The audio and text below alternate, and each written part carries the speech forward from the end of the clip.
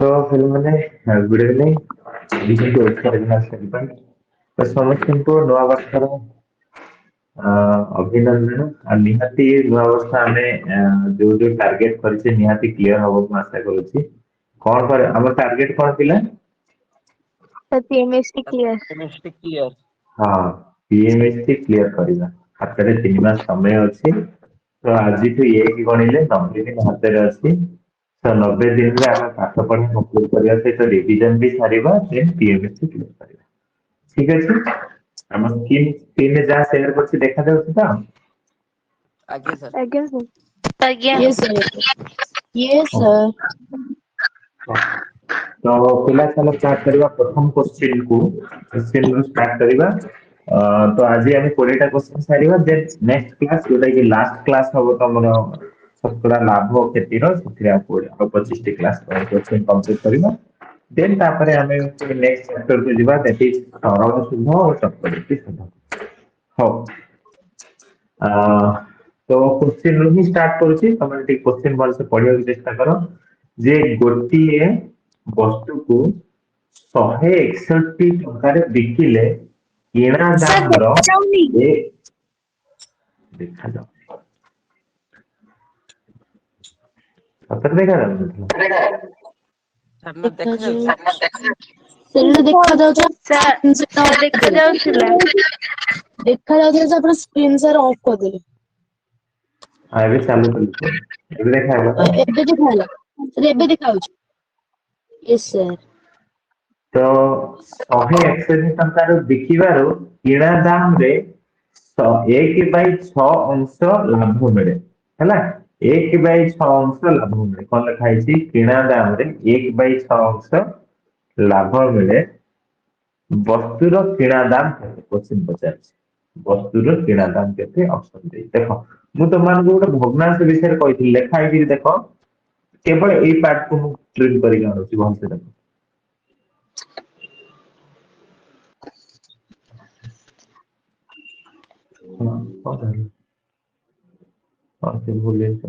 Okay ଟିକେ ପିଲା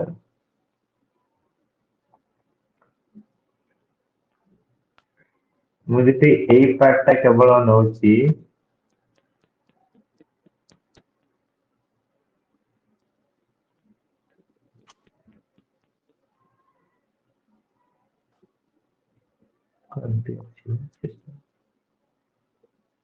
ସରି ହଁ ତ ପିଲା ଦେଖ ଏଇ ଯୋଉ କହୁଛି କଣ କହୁଛି କିଣା ଦାମର ହେଲା ସେ କହୁଛି କିଣା ଦାମର 1/6 ମାନେ ସେ କହିଛି କିଣା ଦାମ ଇଏ କହିଛି ଏଠି ରହିଲା କିଣା ଦାମ ତାପରେ 1/6 ଏଇ କଣ୍ଡିସନ କହିଛି ଏ ପାଖରେ ଲାଭ କହିଛି ତ ଏ ପାଖରେ କିଣା ଦାମ କହିଛି ତ ମୁଁ ତମମାନଙ୍କୁ କହିଛି ଯେ ଯୋଉ କଥାଟା କହୁଛି ଲାଭ ମିଳେ ତାହେଲେ ଯୋଉଟା ବର୍ତ୍ତମାନ ପ୍ରେଜେଣ୍ଟ ଲାଭ ମିଳୁଛି ମାନେ ନାଇଁ ସେ କଥା କହୁଛି ତାହେଲେ ଉପରଟା ସବୁବେଳେ ପ୍ରେଜେଣ୍ଟ ସିଚୁଏସନ ତ ମୁଁ କହିଥିଲି ଆଗରୁ ତାମାନେ ଏଠି ଲାଭ ଦେଇଛି 1 ମାନେ ଭଗ୍ନାଂଶ ହିସାବରେ ହେଲା ତାହେଲେ ଏଇଟା ସବୁବେଳେ ଫୁଲ କହିଥିଲି ତେଣୁ କିଣା ଦାମ ଯାହା ତୁଳନାରେ କହିଛି ସେଇଟା ତାହେଲେ କିଣା ଦାମଟା ହଉଛି କେତେ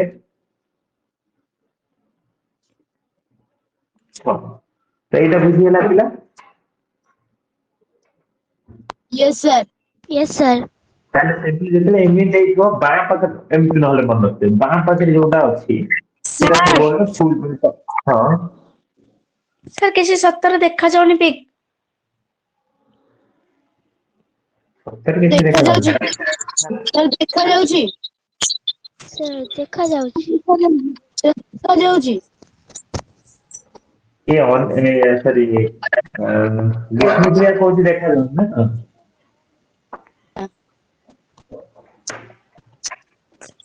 Sir, ଏବେ ଦେଖାଗଲା। ଠିକ ଅଛି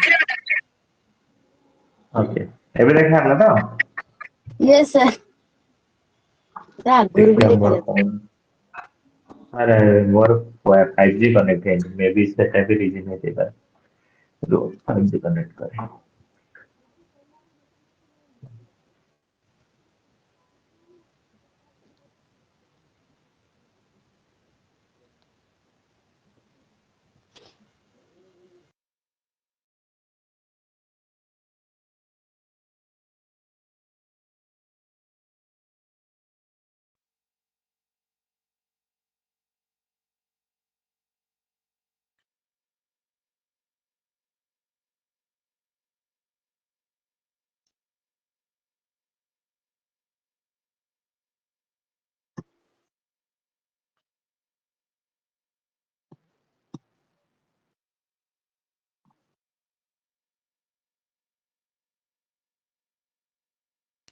ସାର୍ ହେଲା ସାର୍ ସାର୍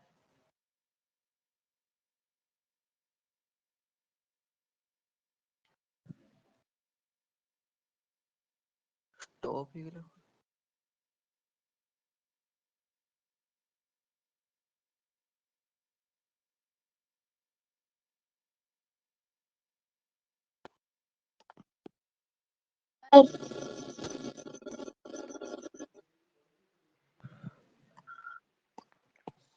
ଭଲସେ ବୁଝିତେ ତାପରେ ଯିଏ ଇଏ କରିବ ତାପରେ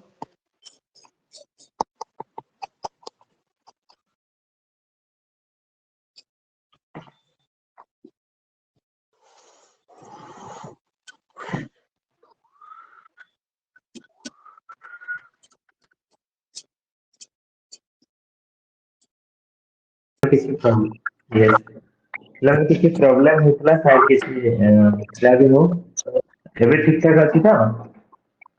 ସ୍କ୍ରିନ୍ ତା ସ୍କ୍ରିନ୍ ସେୟାର ହେଇନି। ହଁ ହଁ ମୁଁ କରୁଛି। ଏବେ ହେଲା ଏବେ ହେଲା ସାର୍ ଏବେ ହେଲା।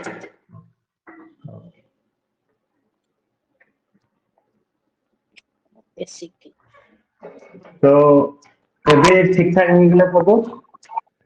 Okay sir Yes. ଠିକ ଅଛି। ତାହେଲେ ତମର କିଣିଛ 6 ଟଙ୍କାରେ ଲାଭ ହେଇଛି ଟଙ୍କାଟା ତାହେଲେ ବିକିଛ କେତେ ଟଙ୍କାରେ? 7 ଟଙ୍କା। 7 ଟଙ୍କା। Okay. ମାନେ ନାଇଁ ତାହେଲେ ସେଠି ବିକ୍ରି ମୂଲ୍ୟ ଏଠି କେତେ ହେଇଗଲା 7। ତାହେଲେ ଏଇ ସିଚୁଏସନ 1/6 ରୁ ଆମେ ଏଇ କଣ୍ଡିସନ ପାଇଗଲେ ଆମେ ପାଇଗଲେ 1 ହଉଛି ଲାଭ କାହିଁକିନା ସେ କହିଛି କିଣା ଦାମର 1/6 ଅଂଶ ହଉଛି ଲାଭ। ତେଣୁ ଉପରଟା ହେଇଗଲା ଆମର ଲାଭ 1 କିଣା ଦାମ ମାନେ ତଳଟା ହେଇଗଲା 6 ତାହେଲେ ବିକ୍ରିୟ ମୂଲ୍ୟ ହେଇଗଲା 7 ତମେ ଏଇ ହିସାବରେ କାରଣ ଲାଭ ହୋଇଛି ଟଙ୍କାଟା ତାକୁ 7 ତାହେଲେ ତମେ ଏଇଠି ଭଲସେ ତାକୁ ଗୋଟିଏ ବସ୍ତୁକୁ 161 ଟଙ୍କାରେ ବିକିଲେ ତା ମାନେ କଣ 7 ହଉଛି 161 ନୁହଁ କି? ସେ କହିছিল ଗୋଟିଏ ବସ୍ତୁକୁ 161 ଟଙ୍କାରେ ବିକିଲେ ମାନେ ସେ କହୁଛି ବିକୁଛି 161 ଟଙ୍କାରେ କିନ୍ତୁ ଆମେ ପାଇଲେ ବିକ୍ରୟ ମୂଲ୍ୟ ମାନେ 7 ତେଣୁ 7 ହଉଛି 161 ଠିକ ଅଛି। ସେ କହୁଛି ଗୋଟିଏ ବସ୍ତୁକୁ 161 ଟଙ୍କାରେ ବିକିଲେ କିନ୍ତୁ ଆମେ କହୁଛେ ବିକିବାଟା ହଉଛି 7 ମାନେ 7 ତାହେଲେ 7 ହଉଛି 161 ଏତିକି ବୁଝିଗଲା। ଆଜ୍ଞା। ଆଜ୍ଞା ସାର୍। ଓକେ ପଚାରିଛି କଣ ବସ୍ତୁର କିଣା ଦାମ କେତେ? ପଚାରିଛି ବସ୍ତୁର କିଣା ଦାମ କେତେ ତମ ହିସାବରେ କିଣା ଦାମ କେତେ? ତ ତେଣୁ କୋଶ୍ଚିନ୍ ପଚାର ସରିଗଲା ଉତ୍ତର 6 ଗୁଣନ ସାର୍ 161 ହଁ। ମୋ ପାଖକୁ କାହିଁକି ସ୍କ୍ରିନ୍ ଶୋ କରୁନି ଆଗରୁ ଶୋ କରୁଥିଲା ଏବେ ଶୋ କରୁନି ଆଉ। ଥରେ ତମେ ବ୍ୟାକ୍ କରିକି ଆସ। ଓକେ। କିଏ ଲିଜା କହୁଛ ତ? ଏତେ ବଡ ଘର ପାଇଁ ନେବେ କି ଗୋଟିଏ ଅଳ୍ପ ଘରେ ନେବେ ଆଉ। ଉତ୍ତର ବାହାର କଲ 7 ଦୁଣେ 14 7 ତିରି 21 138 138। ସାର୍ ଏ ହଁ 138 ଉତ୍ତର ବୁଝିହେଲା। ଆଜ୍ଞା ସାର୍। ସିମ୍ପଲି ଆମେ କୋଶ୍ଚିନ୍ କୁ ଦେଖିକି କଲେ ଜଷ୍ଟ ଏଇ ଭଗ୍ନାଂଶରୁ ହିଁ ଆମେ ସବୁ ବାହାର କରିଲୁ କୋଶ୍ଚିନ୍ କିଛି ନାହିଁ ନହେଲେ ହଁ ନା ଭଗ୍ନାଂଶରୁ ହିଁ ଆମେ କୋଶ୍ଚିନ୍ ବାହାର ସାର୍ କରିଦେଲୁ ହଁ। ତଥାପି ବି ଶୋ କରୁନି। ତଥାପି ଶୋ କରୁନି। ଏମବି ନଥିବ ନହେଲେ ଏବେ ଦେଖିଲ। ତାଙ୍କ हमको क्लियर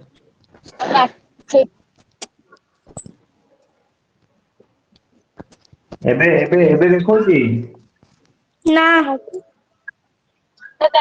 क्लियर ଡାଟା ଅଛି। ହଁ।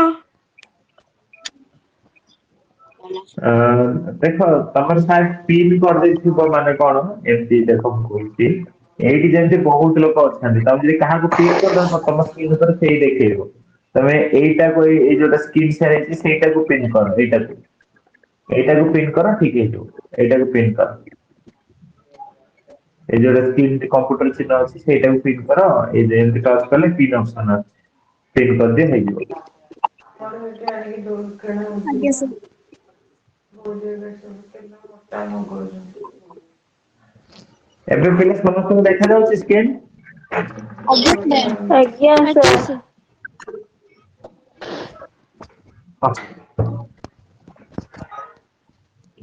ଲିଜା ତମକୁ ଦେଖାଗଲା? ଆଜ୍ଞା ସାର୍। ତାହେଲେ ଏବେ ଠିକ ହେଲା ତ? ଆଜ୍ଞା ସାର୍। ତ ପିଲା ଏଇ ଜାଗାରେ ଯଦି ମୁଁ ତମକୁ କ୍ୱେଶ୍ଚିନ୍ ଟିକେ ଜଷ୍ଟ ଚେଞ୍ଜ କରିବି, ଯଦି ଏମିତି ଦେଇଥାନ୍ତା ଯେ ଏଇଟା ବି ଜଷ୍ଟ ଦେଇଥାନ୍ତା 1/5, କି ଭଗ୍ନାଂଶଟା ଦେଇଥାନ୍ତା 1/5, ତାହେଲେ ମତେ କୁହ ଏଠି ଲାଭ କେତେ, କିଣା ଦାମ କେତେ, ବିକ୍ରୟ ମୂଲ୍ୟ କେତେ କହିଲ? ସାର୍ ତାର ଲାଭ ଏକ, କିଣା ଦାମଟା 5, ବିକ୍ରୟ ମୂଲ୍ୟଟା 6। Okay. ତାହେଲେ ମୁଁ ଯଦି ଏଇ ଯୋଉ ଇକ୍ୱେସନ ଟା ତିଆରି କରିଛି, ଏଇ ଇକ୍ୱେସନ ଟା କଣ ହେଇଥାନ୍ତା ମତେ କହିଲ? tan ଟା 5 ଇଣ୍ଟୁ ଭଲସେ ଦେଖିକି 161। এই ইকুয়েশনটা বানাও, মূল ইকুয়েশনটা এটা বানাও, দেখো এইটা বানাও। ସାର୍ ବନେଇକି କଣ ଆନ୍ସର କଣ ହେଇଥାନ୍ତା? କରିବା? ନା ନା ମୁଁ କହୁଛି କୁହ ମତେ, ଆନ୍ସର ନ ବାହାରି ବି ପାରେ ନା। ତାହେଲେ ହବ 6 ହେଉଛି 140, ଠିକ ଅଛି ତ? ଆଜ୍ଞା। ଠିକ ଅଛି। ଆଉ 50 କିଣା ଦାମ କେତେ, 5 କେତେ? କଟିବନି ପିଲା, ଥାଉ ପିଲା କରନି, କଟିବନି ହେଲା।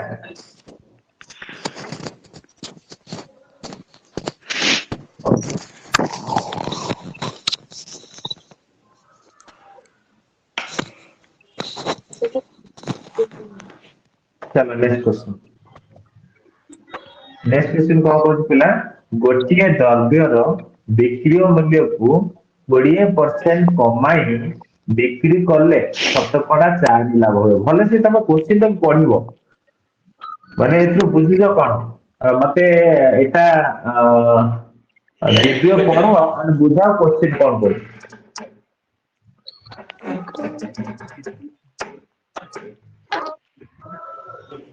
କୁଆଡେ ଗଲା, ଦିଗ ପଳେଇଛି? ଆଜ୍ଞା ପଢ। ସାର୍ ଲେଖୁଛି, ଗୋଟିଏ ଦ୍ରବ୍ୟର ବିକ୍ରୟ ମୂଲ୍ୟକୁ 20% କମାଇ ବିକ୍ରି କଲେ ଶତକଡା 4 ଲାଭ ହୁଏ। ତେବେ ବିକ୍ରୟ ମୂଲ୍ୟକୁ ସାର୍ ଦେଖାଉନି, ବିକ୍ରୟ ମୂଲ୍ୟକୁ ନ କମାଇ ବିକ୍ରୟ କଲେ ଶତକଡା କେତେ ଲାଭ ହେବ?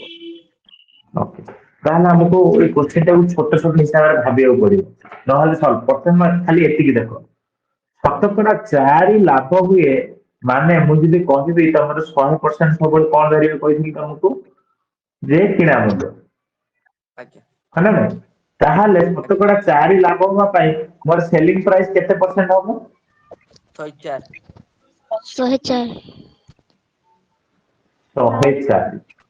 ୟାର କିଛି ଡାଉଟ ଅଛି କାହାର, କୋଉ ପିଲା ଡାଉଟ ଅଛି ଏଠି? ନା ତାହେଲେ 104% ରେ ସେ ବିକୁଥିବ, ହଁ ନା ନାଇଁ? ଯଦି ଆମେ ଟଙ୍କା ହିସାବରେ ଯିବା, ପରସେଣ୍ଟେଜ ହଟେଇ ଦିଅ, ତାହେଲେ ଏଇ କଣ୍ଡିସନ 100 ଯଦି କିଣା ମୂଲ୍ୟ ହେଲା, ତାହେଲେ ଲାଭ 4%, 4% କରିଛି ମାନେ 104 ହବ। ଠିକ ଅଛି। ଏ ପୁଣି ମୁଁ କହିଲି ଯାହାର ଇଏ କର ନାହିଁ ସେ ମ୍ୟୁଟ ରଖୁ। ସାର୍ ଇୟର ଇମ୍ପୋର୍ଟାଣ୍ଟ, ଯାହାର ବି ଇୟର ନାହିଁ ସେ ମ୍ୟୁଟ ରଖୁ ହେଲା। ସାର୍ ହଁ, ଏବେ ମ୍ୟୁଟ ସାର୍ ରଖ। ସାଉଣ୍ଡ ଟା ଇକୋ ହଉଛି। ସେଇ କଥା କହୁଛି, ଯଦି ଯିଏ କି ଯଦି ଇୟର କଡ ୟୁଜ କରୁନ ମ୍ୟୁଟ କର। ହ୍ୟାଲୋ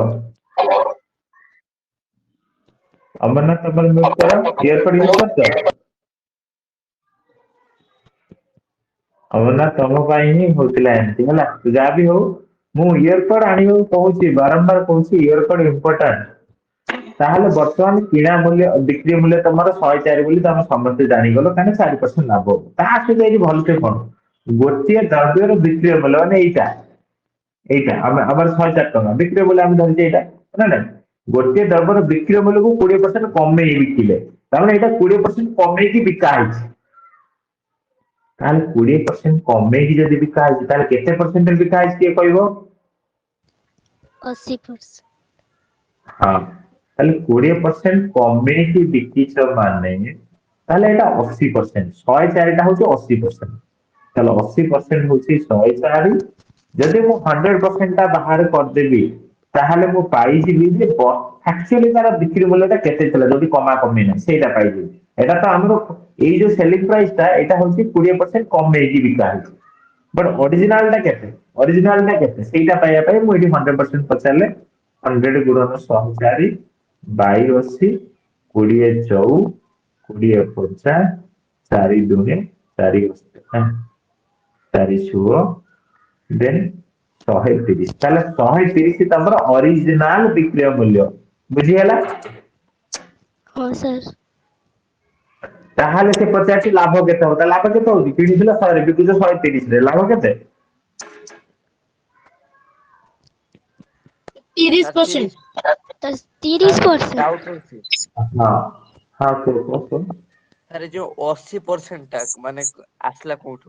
ହଁ ସେଇଠି କଥା ପଡିଛି। ଦେଖିଲେ ମାଇନସ ଦେଖ 20 ଆମେ ଆସିଲା କୋଉଠୁ?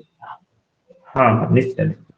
ତ ଶତକଡା 4% ଲାଭ ଯୋଉଟା ପ୍ରଥମ କହିଲା, ମୁଁ ଗୋଟେ ପେନ୍ ଗୋଟେ ନୂଆ ପେନ୍ ନବା ଯାହାଦ୍ୱାରା କି ହଁ, ତାହେଲେ ଯୋଉ ଆମେ ଶତକଡା 4% ଲାଭକୁ ପାଇବା ପାଇଁ ଆମେ ସିଷ୍ଟମ କଣ କଲେ? ଆମେ କହିଲେ ଧର କିଣିଛେ 100 ଟଙ୍କାରେ ତେଣୁ 4% ଲାଭ ହଉଛି 104। ସେ ଏଇ 104 କଣ୍ଡିସନ ଆମେ ପାଇଲୁ ଯେ 104 ରେ ବର୍ତ୍ତମାନ ବିକ୍ରି ହେଇଛି। ସେ ଆଜ୍ଞା କହୁଛି ନା ନା ତମେ ଯେ ଏମିତି ବିକ ନା, ତମେ ଗୋଟେ କେମିତି ବିକ ତେବେ ବିକ୍ରୟ ମୂଲ୍ୟକୁ ନ କମାଇ ବିକ ଆଉଥରେ, ସେ କହୁଛି। ହଁ ନା ନାଇଁ? ଆଜ୍ଞା ଏଇଟା ତମେ କୋଶ୍ଚିନ୍ ପଚାରୁଛି, ବିକ୍ରୟ ମୂଲ୍ୟକୁ ନ କମାଇ ବିକ। ଓକେ, କିନ୍ତୁ 104 ଟା କମେଇକି 20% କମେଇକି ହିଁ ବିକିଛେ ନା, ଆମେ ଲେଖିଥିବା 20% କମେଇ ବିକ୍ରି କଲେ 4% ଲାଭ ହୁଏ। ତାହେଲେ ଏଇ 104ଟାରେ 20% କମା ହେଇକି ଅଛି। ସେ କହୁଛି ନିଜେ କୋଶ୍ଚିନ୍ କହୁଛି, ତାହେଲେ 20% କମା ହେଇକି ଅଛି ମାନେ କେତେ ପରସେଣ୍ଟ ଏଇଟା? 80%। ତେଣୁ 80% ଯଦି 104 ଯଦି ଆମେ ତାର ଅରିଜିନାଲ ଟା 100% ବାହାର କରିବା, ଯୋଉଟା ନ କମାଟା ପାଇଯିବା, ଯୋଉଟା ସେ ପଚାରିଛି ନ କମେଇ ବିକିଲେ ସେଇଟା ପାଇଯିବା। ତେଣୁ ଆମେ 100% ଏଠି ପଚାରିଲେ ଆମେ ପାଇଗଲେ କେତେ ନା 130। ତାହେଲେ 130 ଟା ହଉଛି ମାନେ ସେ ବିକ୍ରୟ ମୂଲ୍ୟଟା ଯୋଉଟା କି କମା କମି କିଛି ହେଇନି ସେଇ କଣ୍ଡିସନ। ମାନେ ତମେ ଦୋକାନକୁ ଯାଇଛ, ତମକୁ ସେ ଜମା ଡିସକାଉଣ୍ଟ ଦେଇନି, ବୁଝିପାରୁଛ? ତମେ ଦୋକାନକୁ ଯାଇଛ, ତମକୁ ଡିସକାଉଣ୍ଟ ଦେଇନି, ମାନେ ତମ ସାଙ୍ଗ ଯେତେବେଳେ ଯାଇଥିଲା ସେତେବେଳେ ଡିସକାଉଣ୍ଟ 20% କରିକି 104 ଟଙ୍କା ତମ ସାଙ୍ଗ ନେଇକି ଆସିଥିଲା। ବଟ୍ ତମେ ଯାଇକି ଲେଖା ହେଇଛି 130, ତମେ 130 ନେଇକି ଆସିଛ, ଏଇ କଣ୍ଡିସନ। ବୁଝିଗଲା? ତାହେଲେ ତେବେ ଲାଭ କେତେ ହବ? ତ ସିମ୍ପଲି ତମେ ଦେଖିପାରୁଛ ଯେ 100 ଟଙ୍କାରେ କିଣିଛି 130ରେ ବିକୁଛି, ଲାଭ 130 ହବ। ବୁଝିଗଲା ପିଲା? ଆଜ୍ଞା Yes sir। ଆଜ୍ଞା ସାର୍ ଆଜ୍ଞା ସାର୍। ଚାଲେ ତାପରେ କୋଶ୍ଚିନ୍ କଣ କହୁଛି? ଶତକଡା, ହଁ ଏଇଠି ଦେଖ ମୁଁ ଏମିତି ଯେତେବେଳେ କୋଶ୍ଚିନ୍ ଆସିବ ମୁଁ କଣ କହିଥିଲି? କିଏ କହିବ ସାର୍ ଆଗେ କୋଶ୍ଚିନ୍ ସାର୍ ପଡିବ। ଉଲ୍ଟାରୁ ବାହାର କରିବା, ସାର୍ ପଛରୁ ବାହାର କରିବା। ହଁ, ପଛରେ ବି ବାହାର କରିବା। ତା ସହିତ ଆଉ ଗୋଟେ କଥା କହିଥିଲି ଯେ 3 ଜଣଙ୍କର ବା 4 ଜଣ ଯେତେ ଜଣ ଅଛନ୍ତି ସମସ୍ତଙ୍କ ନାଁ ଲେଖିବ। ଆଜ୍ଞା ସାର୍ ମୁଁ ଗୋଟେ ବାହାର ହଁ କରିଦେବି। ହଁ, ତାହେଲେ ଏଇ କୋଶ୍ଚିନ୍ ଟା ପଢ ସମସ୍ତେ। କିଏ ପଢିବ ଏ କୋଶ୍ଚିନ୍ ଏବେ? ବିଷ୍ଣୁପ୍ରିୟା ପଢ।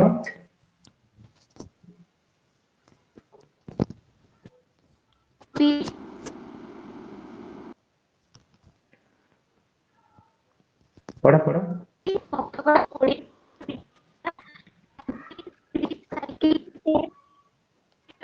ତମେ ରହିଯା, ତମ ନେଟୱାର୍କ ପ୍ରୋବ୍ଲେମ ଅଛି। ବିଷ୍ଣୁପ୍ରିୟା ରହିଯା, ନେଟୱାର୍କ ପ୍ରୋବ୍ଲେମ ଅଛି। ଶତକଡା 30 ଲାଭରେ ଏ ବି କୁ ବିକିଲା। ଆଗେ ଥରେ କୋଶ୍ଚିନ୍ ପଢିଦବ, କାହିଁକିନା ଯେମିତି ଦିବ୍ୟ କହିଲା ଯେ ସାର୍ ଆମେ ପଛ ମାନେ ଶେଷ ଆଡୁ କରିବା, ତେଣୁ କୋଶ୍ଚିନ୍ ପଢିଲେ ତ ବୁଝିପାରିବା ଆମେ ଶେଷ ଆଡୁ କରିବା କି କଣ କରିବା। ତାହେଲେ ଶତକଡା 30 ଲାଭରେ ଏ ବି କୁ ବିକିଛି, ଠିକ ଅଛି। ତାପରେ ମାନେ ଏଇଟା ଯଦି 100 ହଉଛି ମୁଁ ରଫ୍ କରୁଛି ହେଲା, ଏଇଟା ତାହେଲେ 130 ହବ, କାରଣ ଶତକଡା 30 ଲାଭରେ ଏ ବି କୁ ବିକିଛି, ଠିକ ଅଛି। ବିକ୍ରି କଲା ଏବଂ ବି ସି କୁ ସେଇ ସାଇକେଲ ଶତକଡା 20 କ୍ଷତିରେ ବିକିଛି। ବି ସି କୁ ବିକିଛି 20 କ୍ଷତିରେ। ଏଇ ଯେ ଜିନିଷ 20 କ୍ଷତି ମାନେ 20% କ୍ଷତି କର, 130 ରୁ 20% କେତେ? 26 ତମେ ଜାଣିଛ ନା ନାଇଁ? ତାହେଲେ 4। ହଁ ସରିଗଲା। ହଁ, ତାହେଲେ 104% ହଉଛି 520। ସାର୍ ତାପରେ ଆମେ ଆଗକୁ 104% ଯିବା। 520। ଟି ର ସାଇକେଲ ଟି ଥାଏ 5 କରି ହଁ ପରଫେକ୍ଟ ପରଫେକ୍ଟ 104 ହଉଛି ଏବେ 100% କେତେ? 5 ତେବେ ସାର୍ ଏ ଏହାକୁ କେତେ କିଣିଥିଲା? 500 ସାର୍ 26 କଣ ପିଲା? କୁହ। ସାର୍ ସାର୍ ହଁ ସାର୍ ଏଇ ଯୋଉ ଲେଖିଛି ପ୍ରଦାନ କରିଛନ୍ତି ସେଟା କଣ ବିକ୍ରୟ ମୂଲ୍ୟ ନା କ୍ରୟ ମୂଲ୍ୟ?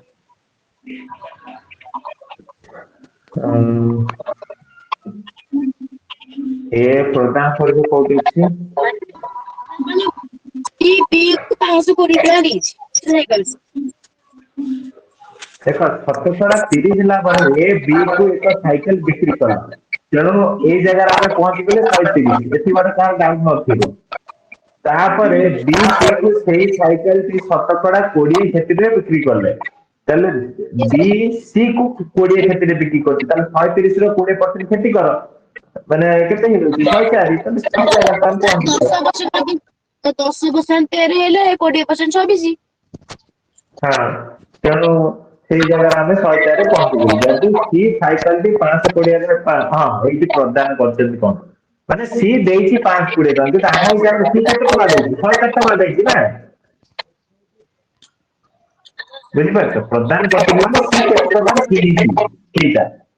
ଆମ ହିସାବରେ 104 ଟଙ୍କାରେ କିଣିଛି ତେଣୁ 104 ହଉଛି 520 ତେବେ ଏ ଏହାକୁ କେତେ ଟଙ୍କାରେ କିଣିଥିଲା ଏ 100 ଟଙ୍କାରେ କିଣିଥିଲା ତେଣୁ 100 ପଚାରିଲ ତାହେଲେ ଉତ୍ତର ବାହାରିବ ସି କେତେ? Option C sir option C. Sir ହଁ ସାର୍ ଏଇ ଯୋଉ ଲେଖିଛି ସି ସାଇକେଲ ଟି ପାଇଁ 520 ଟଙ୍କା ପ୍ରଦାନ କରିଛନ୍ତି ହଁ ସେଇଟା ସି ର କଣ କ୍ରୟ ମୂଲ୍ୟ ନା ବିକ୍ରୟ ମୂଲ୍ୟ? କ୍ରୟ ମୂଲ୍ୟ ସିଏ ଆଉ କାହାକୁ ବିକିନି ନା ସିଏ କିଣିଛି। ଆଜ୍ଞା ସାର୍ ମୁଁ ଏଟା ଆଉ ହଁ ଗୋଟେ ବାହାର କରିଦେବି।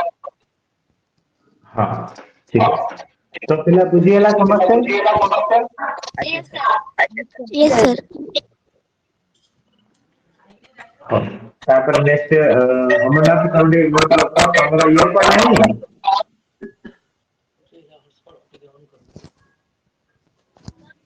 ଏଇ ଇୟର ଫୋନ ର ଚାର୍ଜ ଶେଷ ହେଇଯାଇଛି। ସେଇଟା ଚାର୍ଜ ରଖିବ କ୍ଲାସ ଯେତେ ଅଛି ତମେ ଚାର୍ଜ ରଖିବ ନହେଲେ ତମେ ପୁରା ମ୍ୟୁଟ ରଖ। ଜଣେ ବ୍ୟବସାୟୀ ଶତକଡା 2.5 କ୍ଷତିରେ ଗୋଟିଏ ରେଡିଓକୁ ବିକ୍ରି କଲେ ହଉ ସେ ଏହାକୁ 100 ଟଙ୍କାରେ ବିକ୍ରି କରିଥିଲେ ଶତକଡା 7.5 ଲାଭ କରିଥାନ୍ତେ। ସେହି ରେଡିଓ ସେ କେତେ ଟଙ୍କାରେ ବିକ୍ରି କଲେ ତାର 12.5% ଲାଭ ହେଇଥାନ୍ତା। କୋଶ୍ଚିନ୍ ଦେଖି ଡରିଯିବାର ନାହିଁ ଏବେ ବୁଝିବାର ଅଛି ଯେ ସେ କଣ କହିଛି। ମୁଁ ତମକୁ ଗୋଟେ ସଂଖ୍ୟା ରେଖା ଚାର୍ଟ ବନେଇଥିଲି ଏଇଠି ଥିଲା ତମର 0 ଲାଇନ। ଏ ପାଖରେ -1 -2 -3 -4 ସେ ପାଖରେ +1 +2 +3 ସେ ପାଖରେ ଥିଲା +1 +2 +3 +4 ମାନେ ଲାଭ ଏ ପାଖରେ ତମର ପ୍ରଫିଟ ଲାଇନ ଥିଲା ଏ ପାଖରେ ତମର ଲସ୍ ଲାଇନ ଥିଲା ତମମାନଙ୍କୁ ପଢେଇଥିଲି ଥରେ। ତ ଏ ଜାଗାରେ କହିଛି 2.5 ଟଙ୍କା କ୍ଷତି ବା 2.5% କ୍ଷତି ଶତକଡା କହିଛି। ତାହେଲେ ଏଇ ଜାଗା ହଁ ନା ନାଇଁ ତ ଏଇ ଜାଗାରେ ତମର ଆଜ୍ଞା 2.5% କ୍ଷତି 2.5% ଆଜ୍ଞା ସାର୍। କ୍ଷତି। ତ ଲାଭ ହଉଛି 7.5% ତାହେଲେ ଆଗକୁ ଟିକେ ବଢିବ ଏଇଟା 5 ଏଇଟା 6 ଏଇଟା 7 7.5% କ୍ଷତି। ତାହେଲେ ସିମ୍ପଲି ଉଭୟ ଆଙ୍କ ଭିତରେ ଗ୍ୟାପ୍ ଟା ତମର କେତେ ମୁଁ ତମକୁ କହିଥିଲି କଣ ହବ ଯେତେବେଳେ ପ୍ଲସ ଲାଭ କ୍ଷତି ଥିବ କଣ ହେଇଯିବ ମିଶିଯିବ ତାହେଲେ ଟୋଟାଲ ଗ୍ୟାପ୍ ଟା କେତେ ଆଙ୍କ ଭିତରେ ହିସାବ କରିଦିଅ 7.5 10 ନା 7.5 2.5 ମିଶି ଯାଉଛି ନା କେତେ ହଉଛି ଆଜ୍ଞା ଆଜ୍ଞା ସାର୍ 10 ଆଜ୍ଞା। ହଉନି? ୟେସ୍ ତାହେଲେ ଆଙ୍କ ଭିତରେ ଡିଫରେନ୍ସ ଟା ହଉଛି 10%। ସିଏ କଣ କହୁଛି ଏହାକୁ ଅଧିକ 100 ଟଙ୍କାରେ ବିକ୍ରି କରିଥିଲେ ଏତିକି ଲାଭ ହେଇଥାନ୍ତା। ତାହେଲେ ସିଏ ତାଙ୍କ ଯୋଉ ଡିଫରେନ୍ସ ଟା ସିଏ କହୁଛି 100 ଟଙ୍କା। ସିଏ କହୁଛି ଯେ ଆଜ୍ଞା ସାର୍ ଏହାକୁ ଅଧିକ 100 ଟଙ୍କାରେ ବିକ୍ରି କରିଥିଲେ ଲାଭ ଅଛି ତାହେଲେ ଡିଫରେନ୍ସ ଟା ହଉଛି 100 ଟଙ୍କା। ସିଏ କହୁଛି କିନ୍ତୁ ଆମେ ଦେଖୁଛେ ଡିଫରେନ୍ସ ଟା ପରସେଣ୍ଟେଜ ରେ କେତେ 10%। 10% ହେଇଗଲା 100 ଟଙ୍କା ଏତିକି କିଏ ବୁଝିପାରିଲାନି ମୁଁ ତମକୁ ପଢେଇଛି ଏମିତିଆ କୋଶ୍ଚିନ୍ ଆଗରୁ ଯେ ସିମ୍ପଲି ଯେ ସେ କହିଛି ସେ ଏହାକୁ ଅଧିକ 100 ଟଙ୍କାରେ ବିକ୍ରି କଲେ ଶତକଡା ଏତିକି ଲାଭ କରିଥାନ୍ତେ ତା ମାନେ ହଉଛି ସିମ୍ପଲି ଦେଇଛି जे तांको भितर डिफरेंस टा ही 100 तो हमरे पाइले डिफरेंस 10% हेगला 100 एतिक बात बुझियला आज्ञा सर अन्य पिला ଆଜ୍ଞା ସାର୍ ଆଜ୍ଞା ସାର୍ ठीक अछि तापरे क्वेश्चन पचार तमे जे 100% पचार दबो ताहले तमे क्रय मूल्य पाइ दिबो किंतु ना क्वेश्चन आ अलगा किछि पचारछि सेही रेडियो को से केते टंका रे बिक्री करथिले तांकर एतिकी लाभ होइतांता माने ए 12 पूर्णांक 1/2% माने होची तमे जानिछो एटा को भग्नांश रे करले 1/8 हुए बा तमे जदी 1/8 केमती होला जानियो चाहछो सिंपली 12 रे पॉइंट 1/8 माने 0.5% एटा ता माने 125/10 और परसेंटेज रे होची 1/100 ताले 25 कर काटो 25 टू 100 25 50 125 5 3 10 ताले 1/8 हैला तो मैं कहितली मन रखिया आज्ञा सर ताले 12 पूर्णांक 1/2% हेले 1/8 एतिकले मन रखिदो छाड़ से क्वेश्चन कोन कहिछि जे से केते टका बिक्री करथिले एतिके लाभ होइतांता क्वेश्चन एटा पचारछि जे से केते टका बिक्री करथिले तांकर एतिके लाभ होइतांता तमे जदी क्रय मूल्य पाइ गलो तादरे 1/8 काटी दबा जेतिक बाहरियो सेतिक पुनी क्रय मूल्य मिसे दबा एतिक टका बिकिथिले एइतांता ताले एठी क्रय मूल्य बाहर करबा हम 100% पचार 100% पचारले पाइबो बोले 1000 टका हना नै ताले किना मूल्य पाइले तो 1000 टका 1000 टका ऊपर से को एतिक लाभ दरकार जेमि हम कोइ 10% केते 10% तमे कोन करथलो 10/100 आज्ञा सर गुणुथलो बा तमे कहउथलो 100 डायरेक्ट हना नै तो ठीक सेमिति इथे आज्ञा होते 10% पचारि किछि गोटे 12.5% पचारि तमे से जगह रे एठी 1/8 डायरेक्ट गुण दिया दे काटि देले केते हि जिवो बोले 125 तो सिंपली हाँ तमे सर पाइ हाँ गलो सर जे 1000 टका तो किन मूल्य ता सहित 125 मिकी मिसी की बिकी देले ताहले मु 12.5% लाभ पाइथान ताले 1125 सब उत्तर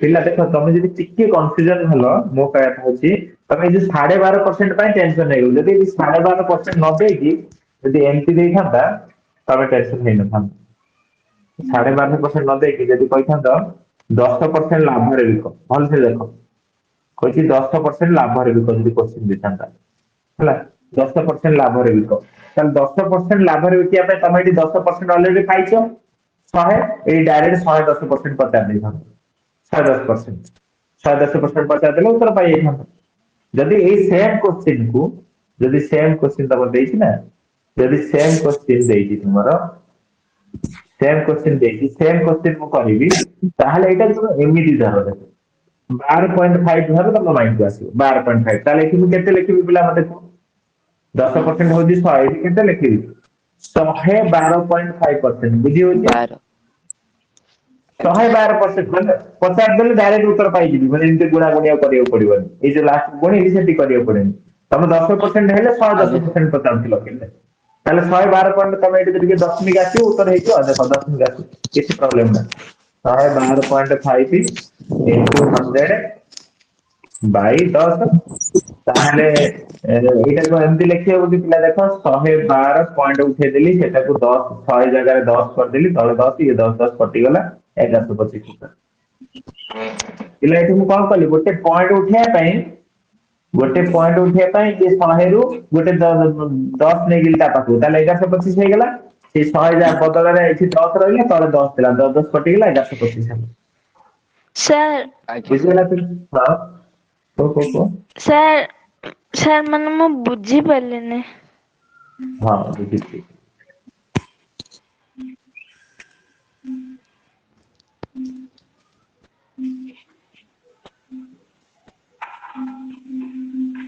ହଁ ତ ବୁଝି ହେଲା ନା ଦିଦି ତମେ କୋଶ୍ଚିନ୍ ଯେହେତୁ ପଏଣ୍ଟ ର ଅଛି ଟିକେ ତମକୁ ଟେନସନ ଲାଗିଲା ବଟ ପଏଣ୍ଟ ପାଇଁ ତ ବ୍ୟସ୍ତ ହୁଅନି ନର୍ମାଲ ଏଇଠି ଧର ଲେଖିଛି ମାନେ ଏଇ ଯୋଉଟା କୋଶ୍ଚିନ୍ ଲେଖିଛି 2.5% ପ୍ରଥମେ ଏତିକି ତ ବୁଝି ଯାଇଥିଲା ମୁଁ କହିଥିଲି ଯେ 10% ହଉଛି 10% ହଉଛି ଏତିକି ବାଟ ବୁଝି ଯାଇଥିଲ ସମସ୍ତେ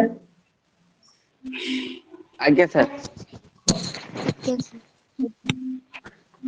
देखो दीटा कॉन्सेप्ट देखो गोटे कहछि 2.5% क्षति 7.5% लाभ ताले तांको दियंकर मु कहबी डिस्टेंस ता केते डिफरेंस ता केते सेटा होछि 10% काहे कि लाभ क्षति अछि माने मिसियो त संख्या रेखा करी देखिली से सेही कथा कहि देखो सेही से यहा को 100 टका अधिक बिकले दिक लाभ ताले तांको भीतर डिफरेंस ता से कहछि 100 टका बुझिगला ताले 10% होछि 100 एइछि मु डायरेक्ट केते परसेंट मोर उत्तर भारिबो एइठी तमु देछि 12.5% तमକୁ ମୁଁ ଯଦି କହିଛି 100% ଯଦି ହେଲା କିଣା ମୂଲ୍ୟ ତାହେଲେ ଲାଭ ଯଦି 10% ଯଦି ପ୍ରଫିଟ ତାହେଲେ ତମର ବିକ୍ରୟ ମୂଲ୍ୟ ତମେ କେତେ ଡାଇରେକ୍ଟ କରୁଥିଲ 110% କରୁଥିଲ 110 ଯଦି ଆଜ୍ଞା ସାର୍ 100% ହଉଛି ତମର 100% ହଉଛି ତମର କଷ୍ଟ ପ୍ରାଇସ୍ ଯଦି 20% ହଉଛି କ୍ଷତି ତାହେଲେ ତମର ବିକ୍ରୟ ମୂଲ୍ୟ ତମକୁ କେତେ କଣ କହିଥିଲ ତମେ 80 80% କହୁଥିଲ ନା ନାଇଁ 80 ସାର୍ ମାନେ ନାଇଁ ଆଜ୍ଞା ସେମ୍ ଜିନିଷ ସେ ପଚାରିଛି କେତେ ଟଙ୍କାରେ ବିକ୍ରି କରିଥାନ୍ତ ଯାଦ୍ୱାରା କି ଏତିକି ଲାଭ ହବ ତାହେଲେ ତମକୁ ବିକ୍ରି କରିବାକୁ ପଡିବ 112.5% ବିକ୍ରି କରିବାକୁ ପଡିବ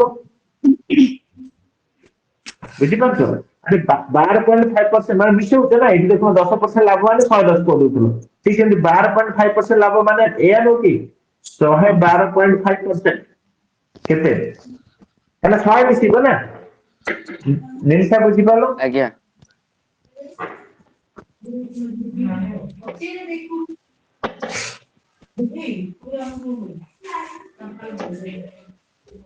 ଜିନିଷ ବୁଝିପାରିଲ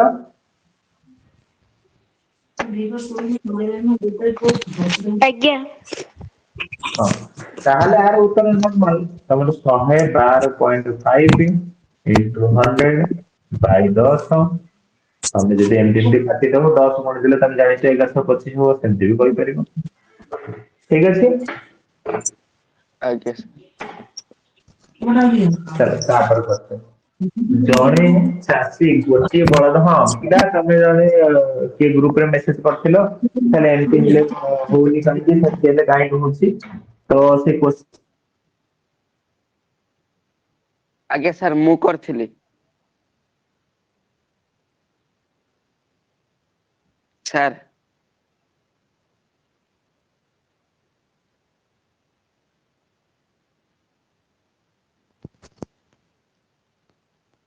ସାର୍ ସାର୍ ହ୍ୟାଲୋ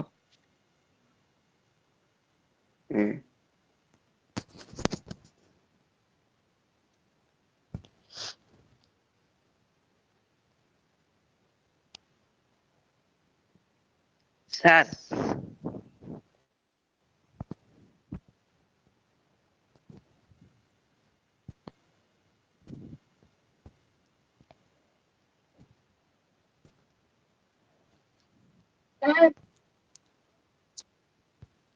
ସାର୍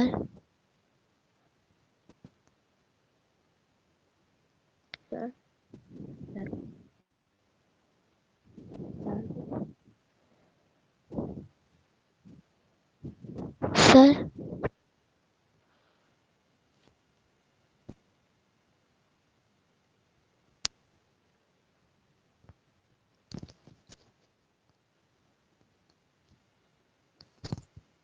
ଦେଖାଉନି ସାର୍ ସାର୍ ସାର୍ ହଁ ସାର୍ କ୍ଲାସରେ ଅଛନ୍ତି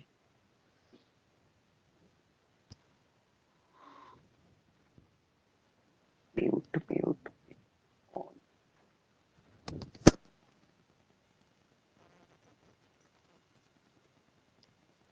ଓଃ ଆସିଲେ ସାର୍ ୱାଇଫାଇ ଟା ବନ୍ଦ ହେଇଯାଇଥିଲା ମୋତେ ମୋବାଇଲ ଡାଟା କନେକ୍ଟ କରିଛି ୱାଇଫାଇ ବି ରିଷ୍ଟାର୍ଟ କରିଛି ନିହାତି ୱାଇଫାଇ କନେକ୍ଟ ହେଇଛି ମୋ ଭଏସ ଶୁଭୁଛି ତ ହଁ ଆଜ୍ଞା ସାର୍ ସାର୍ ଓକେ ତ ବର୍ତ୍ତମାନ କଣ୍ଡିସନରେ ଯେ 10% ଲାଭ ସାର୍ ସେ 10% କୋଶ୍ଚେନ କ୍ଷତି ମୁଁ ହିଁ କାରଣ ସେଣ୍ଡ କରିଥିଲି ହଁ ତ ବର୍ତ୍ତମାନ କଣ୍ଡିସନରେ ଏଇଟା ତମାନେ ଜାଣିଛ ଠିକ ସେମିତି 25% ଲାଭ 25% କ୍ଷତି ହେଲେ ତାହେଲେ କଣ ହବ କଣ୍ଡିସନ ସେ ସେମ ଜିନିଷ +25 -25 ସାର୍ +- ମାଇନସ ହବ 25 × 25 625 by 100 ये दुटा तो कटि जाउची सर ताले 6.25% होची हाँ सर स्क्रीन आସୁନି सर सर स्क्रीन स्क्रीन देखा आसुनी जाऊनी ଏବେ ଆସିଲା एते समय भरे सर करबे स्क्रीन नहीं आସୁନି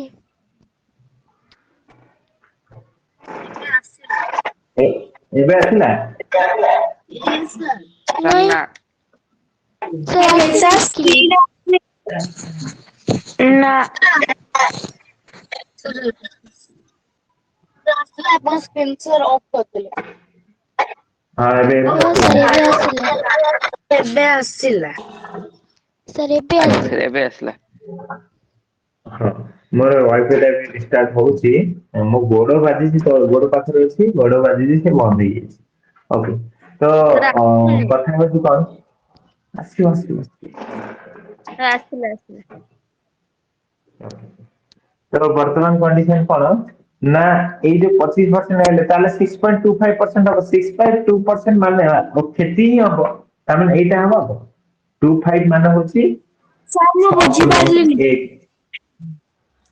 1/4% ସାର୍ ମୁଁ ବୁଝି ଦେଖ ସାରିଛି ହଁ ହଁ ବୁଝିପାରିଲେନି ଏଇଥିପାଇଁ ଯେ ଆମେ ଗୋଟେ ଟ୍ରିକ୍ ଶିଖିଛେ ଯୋଉଟା କି ହଉଛି ଯେ ମୁଁ ତମମାନଙ୍କୁ ଆଗରୁ କହିଥିଲି ଯେ ସିମ୍ପଲି ଯେତେବେଳେ ଲାଭ ଆଉ କ୍ଷତି ଏକା ସାଙ୍ଗରେ ହବ ଏମିତି କଣ୍ଡିସନରେ ତାହେଲେ ସିମ୍ପଲି ସେ ଜାଗାରେ ଆମେ ଗୋଟେ ଫର୍ମୁଲା ୟୁଜ କରିବା that is A plus B plus or minus A ଗୁଣନ ବି ବାଇ 100 ଡିଭାଇଡ୍ ତାହେଲେ ହେଲେ ଏ 100 କଣ ନା ଏ ହଉଛି ପ୍ରଥମଟା বি কোন বি হচ্ছে সেকেন্ডটা আর লাভ হলে প্লস হবো ক্ষতি হলে মাইনাস হবো তাহলে সিম্পলি এটি 25% তেଣୁ 25 লেখিল প্ଲস তো লেখিବାକୁ ପଡିବନି ତାପରେ বি ମାଇନସ ରେ ଅଛି ତେଣୁ ମାଇନସ 25 ତାପରେ ପ୍ଲସ আর ମାଇନସ ପ୍ଲସ আর ମାଇନସ ଗୁଣିଲେ ମାଇନସ ହବ ତେଣୁ ମାଇନସ ଲେଖିଲି ତାପରେ 25 ଗୁଣନ 25 25 ଗୁଣନ 25 625 625 ଲେଖିଲି ବାଇ 100 ପ୍ଲସ 25 ମାଇନସ 25 କଟିଗଲା এই 625 বাই 100 টা ହେଇଯିବ ତମର ମାଇନସ ରେ 6.25% মাইনাস আসিছি মানে ক্ষতি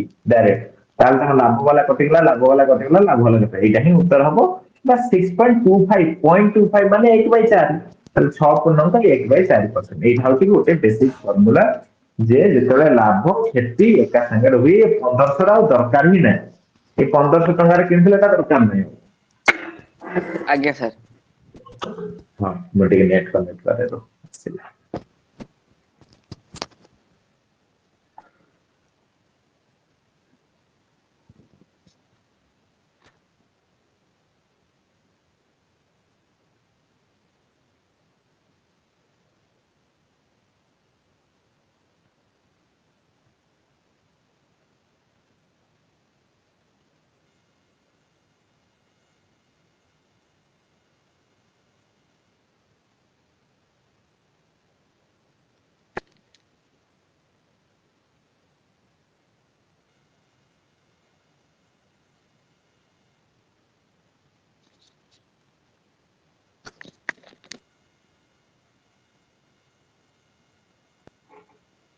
ହେଲେ ମୋ ଭଏସ ଶୁଭୁଛି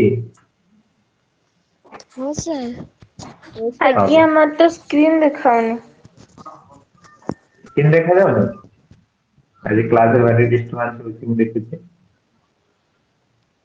ଏବେ ଦେଖିଲ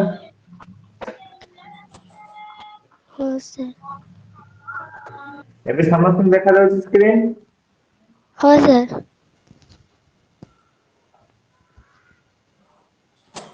ସମସ୍ତଙ୍କୁ ଦେଖାଯାଉଛି ଜଣେ କହିଲା ଆଜ୍ଞା ସାର୍ ନା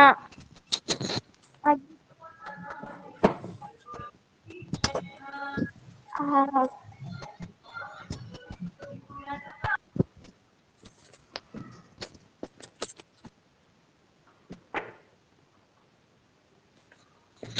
ଦେଖାଯାଉଛି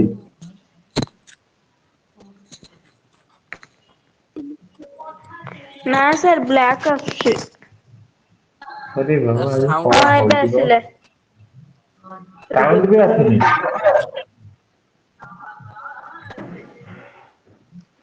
ଏବେ ସମସ୍ତଙ୍କୁ ଆସିଲା ନା ନାଇଁ ଆଜ୍ଞା ओके तो सिंपली ये ଯାଇଛି ଖଣ୍ଡ ଏଇଟା ଜଣେ ପଢିଲ ସାର୍ ମୁଁ ପଢିବି ହଁ ପଢ ଖଣ୍ଡିଏ ବହି 12% ଲାଭରେ ବିକ୍ରି କରାଗଲା। ବିକ୍ରୟ ମୂଲ୍ୟ ଆଉ 18 ପଇସା ଅଧିକ ହୋଇଥିଲେ 18% ଲାଭ ହୋଇଥାନ୍ତା। ବହିଟିର କ୍ରୟ ମୂଲ୍ୟ କେତେ? ହଁ, ତାହେଲେ ତମେ ମନେ ପକେଇବାକୁ 12% ଲାଭ ପୁଣି 18% ଲାଭ, ତାର ଡିଫରେନ୍ସ ଟା କେତେ? ଏଠି ଲାଭ ଥିଲା କିଛି ଥିଲା ମିଶେଇ ଦଉଥିଲା, ଏଠି କେବଳ ଲାଭ ଲାଭ ଅଛି, ତାହେଲେ ଡିଫରେନ୍ସ ଟା କେତେ? 6%। 6%। ତାହେଲେ 6% ଆମର ଦେଇଦେଇଛି 18 ପଇସା। ତାହେଲେ ବହିଟିର କ୍ରୟ ମୂଲ୍ୟ ତମର ସବୁବେଳେ କେତେ ପରସେଣ୍ଟ ହୁଏ? 100। 100%। ହଁ, ତାପରେ ଉତ୍ତର। 3 ଟଙ୍କା। ଅପସନ ଏ। 3 ଟଙ୍କା। 300 ପଇସା ବାହାରିବ ବା 3 ଟଙ୍କା। ବୁଝିପାରୁଛ? ଆମେ ସେ କୋଶ୍ଚିନରେ ପିଲା ଭଲସେ ବୁଝ, କୋଶ୍ଚିନ ଏମିତି ପଡିବ 5% କ୍ଷତି 7% ଲାଭ ମିଶେଇଲେ ଏଇଥିପାଇଁ କାଣା ଲାଭ କ୍ଷତି ଦିଟା ଡିଫରେନ୍ସ ଜିନିଷ, ହଁ ନା ନାଇଁ? ସେଇଥିପାଇଁ ମିଶେଇଲେ ଆଉ 100 ମାନେ ଲେଖିଲେ 10% ହଉଛି 100। ବୁଝିଗଲା? ବଟ୍ ଏଠି କେବଳ ଲାଭ ଲାଭ ଦେଇଛି, ଲାଭ ଲାଭ ତେଣୁ ଫେରିଲେ। ଯଦି କ୍ଷତି କ୍ଷତି ଦେଇଛି ତାହେଲେ ଫେରିବା। ବୁଝିପାରୁଛ? ତାପରେ କୋଶ୍ଚିନ ଅନ୍ୟଟା ପଢ।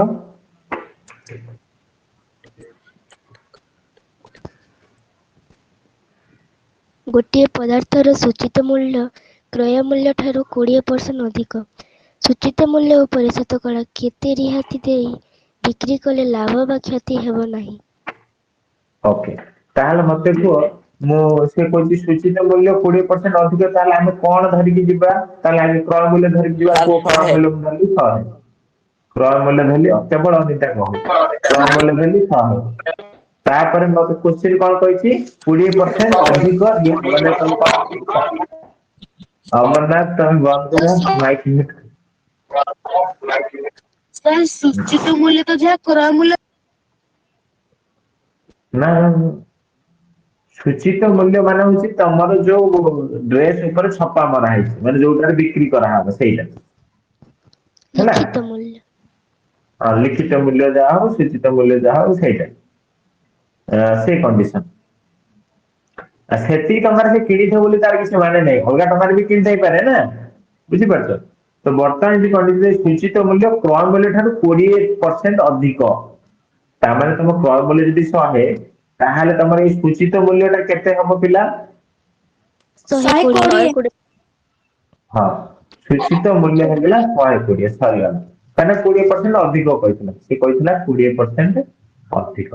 ଏତିକି ବାଟ ତମେ ପହଞ୍ଚିଗଲ। ତାପରେ କଣ କହିଛି? ସୂଚିତ ମୂଲ୍ୟ ଉପରେ କେତେ ପରସେଣ୍ଟ ରିହାତି ଦବ ଯାହାଦ୍ୱାରା କି ଲାଭ କ୍ଷତି ହବ ନା? ମତେ ଆଗେ କୁହ, କେତେ ଟଙ୍କା ଏଇ କଣ୍ଡିସନ ଦେଖ, କେତେ ଟଙ୍କା ରିହାତି ଦେଇଦେବି ମୋର ଲାଭ ହବନି କି କ୍ଷତି ହବନି? କେତେ ଟଙ୍କା ରିହାତି ଦେଲେ ହବ କୁହନି? କୋଡିଏ। ମୁଁ କିଣିଛି 100 ଟଙ୍କା, ହଁ ନା ପରସେଣ୍ଟ ନୁହଁ, ଟଙ୍କା ହିସାବରେ କୁହ। ମୁଁ 100 ଟଙ୍କାରେ କିଣିଛି, ମୋର ଛପା ମରା ହେଇଛି 120 ଟଙ୍କା, ମାନେ ମୁଁ ରାତିରେ ଅମରନାଥ ମ୍ୟୁଟ କର। ଅମରନାଥ ଆଜି ତମକୁ ଆଡଜଷ୍ଟ କରିବାକୁ ପଡିବ, ତମକୁ କହିଛି ବାରମ୍ବାର ସିଏ ଚାର୍ଜ ରଖ, ନହେଲେ ତାର ବାଲା ଇୟରଫୋନ ଗୋଟେ କିଣିଦିଅ, ଘରେ କହିଛି। ତା ଦେହରେ ଆଉ ଚାର୍ଜ କରିବାକୁ ପଡିବନି ଗୋଟେ। ତାହେଲେ 100 ଟଙ୍କାରେ କିଣିଛ, ତମେ ରାତି ଅନିଦ୍ରା ହେଇକି ତମେ ଦୋକାନୀ କଣ କରୁଛ ନା ଡ୍ରେସ ଉପରେ ଲେଖିଦେଇଛ, ସବୁ ଯେତିକି ଡ୍ରେସ ଆଣିଥିଲ ସବୁଥିରେ ଲେଖିଦେଇଛ 120 ଟଙ୍କା। 100 ଟଙ୍କା କିଣିଛ, 120 ଟଙ୍କା ଲେଖିଦେଇଛ, ଏଇଟା ହଉଛି ତମ ସୂଚିତ ମୂଲ୍ୟ। 20% ବଢେଇଛ ତମେ। ଏବେ ତମର କଣ ହେଲା ନା, ତମେ କହିଲେ ଯେ ମୁଁ ଏମିତି କଣ କରିବି ଯାହାଦ୍ୱାରା କି ମୋର ଜମା ମାନେ ଲାଭ ହବନି କି କ୍ଷତି ବି ହବନି? ତାହେଲେ ତମେ କୁହ, ତାହେଲେ 120 ମୁଁ ଲେଖିଛି, ମୁଁ ମାନେ କେତେ କମେଇ ପାରିବି ଯାହାଦ୍ୱାରା କି ମୋର ଲାଭ ହବ? 20 କମେଇ ପାରିବି। ସମସ୍ତେ ବୁଝିପାରୁଛ? 20 କମେଇ ପାରିବା ଆମେ। 20 ଟଙ୍କା କମେଇଲେ ଲାଭ ହବନି କ୍ଷତି ହବନି, ସମସ୍ତେ ଏଗ୍ରି ତ? ଆଜ୍ଞା ସାର୍। Yes sir. ଓକେ, ତାହେଲେ କାହାଠୁ କମଉଛି? ଭଲସେ ଦେଖ, କାହାଠୁ କମଉଛି? ସେ ରହିବ ତଳେ। କାହାଠୁ 120। କମଉଛି? 120। 120 into 100। ତାହେଲେ ସିମ୍ପଲି 100/6, 100/6 ଉତ୍ତର ତମର କଣ ହୁଏ ମନେ ପକାଅ, କହିଥିଲି 16.2/3%। 16.2/3। ବୁଝି ହେଲାନି? ହଁ ସାର୍। ସେ ଯୋଉ 20 କୁ ଆପଣ କହିଲେ ଲାଭ ହବନି ମାନେ 20ଟା ବୁଝିପାଇଲି ତାପଟ ଯୋଉ ଲେଖିଲେ ବୁଝିପାଇଲିନି। ହଁ, ମୁଁ କହିବା କଥା ହଉଛି ଯେ ତମର 100 ଥିଲା ତମେ 20% ବଢେଇ ଦେଇକି ରାତିରେ କଣ କରୁଛ ଛପା ମାରିକି ଲେଖିଦେଇଛ 120 ଟଙ୍କା ଗଲା। ଏବେ ତମ ମାଇଣ୍ଡ କୁ ଆସିଲା ତମ କଣ ଗୋଟେ ଇଚ୍ଛା ହେଲା ଯେ ନା ମୁଁ ଏମିତି କିଛି ବିକିବି ଯାହାଦ୍ୱାରା ମୋର ଲାଭ ହବନି କ୍ଷତି ହବନି। ମୁଁ ତମକୁ କୋଶ୍ଚିନ୍ ପଚାରିଲି 100 ଟଙ୍କାରେ କିଣିଛ 120 ଛପା ମାରିଛ ତମେ କେତେ ଟଙ୍କାରେ କମେଇ ଦେଲେ ତମ ଲାଭ ହଉଛି ତମେ କହିଲେ ସାର୍ 20 ଟଙ୍କା କମେଇ ଦେଲେ ଲାଭ ହଉଛି କ୍ଷତି ହବନି।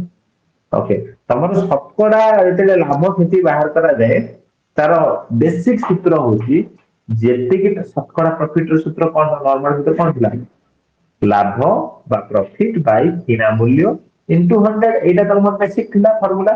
ତ ଆଉ ଟିକେ ଫର୍ମୁଲା ଲାଭର ସୂତ୍ର ହଉଛି କଣ ମାନେ ତମ ପରସେଣ୍ଟେଜ ପ୍ରଫିଟ ର ସୂତ୍ର ହଉଛି କଣ ନା କେତେ ମାନେ କେତେ ମାନେ ଆମେ ଯେତେବେଳେ ଗୋଟେ ପରସେଣ୍ଟେଜ ବାହାର କରୁଛେ ଯେକୌଣସି ଦିଟା ଜିନିଷର ପରସେଣ୍ଟେଜ ବାହାର କରୁଛେ ଆगे କେତେ ଯୋଉଟା ଆମେ ପ୍ରେଜେଣ୍ଟ ଯୋଉଟା କମୁଛି ବଢୁଛି ସେଇଟା ସବୁବେଳେ ଉପରେ ରହିବ।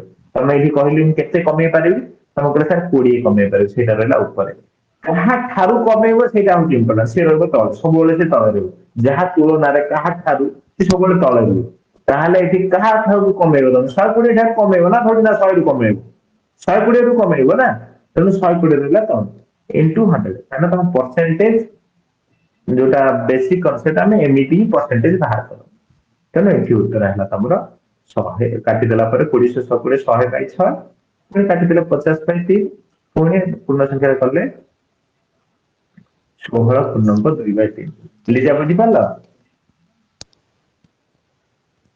ଆଜ୍ଞା ସାର୍। କି ଲିଜା ପଚାରୁଥିଲା ଆଜ୍ଞା ତ ବୁଝିପାରୁନଥିଲ ବୋଲି। ଆଜ୍ଞା ସାର୍। ହଁ। ତାପରେ ଇଏ କୋଶ୍ଚିନ୍ ଦେଇଛି ଇଏ କୋଶ୍ଚିନ୍ ଲିନସା ପଢ।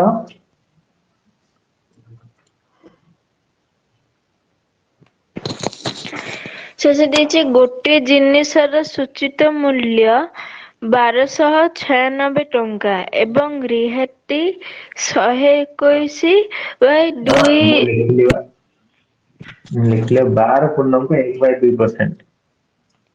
ତଳେ ଲେଖିଲି ବା ଆଜ୍ଞା ଆଜ୍ଞା 12 ପୂର୍ଣ୍ଣାଙ୍କ ହଁ।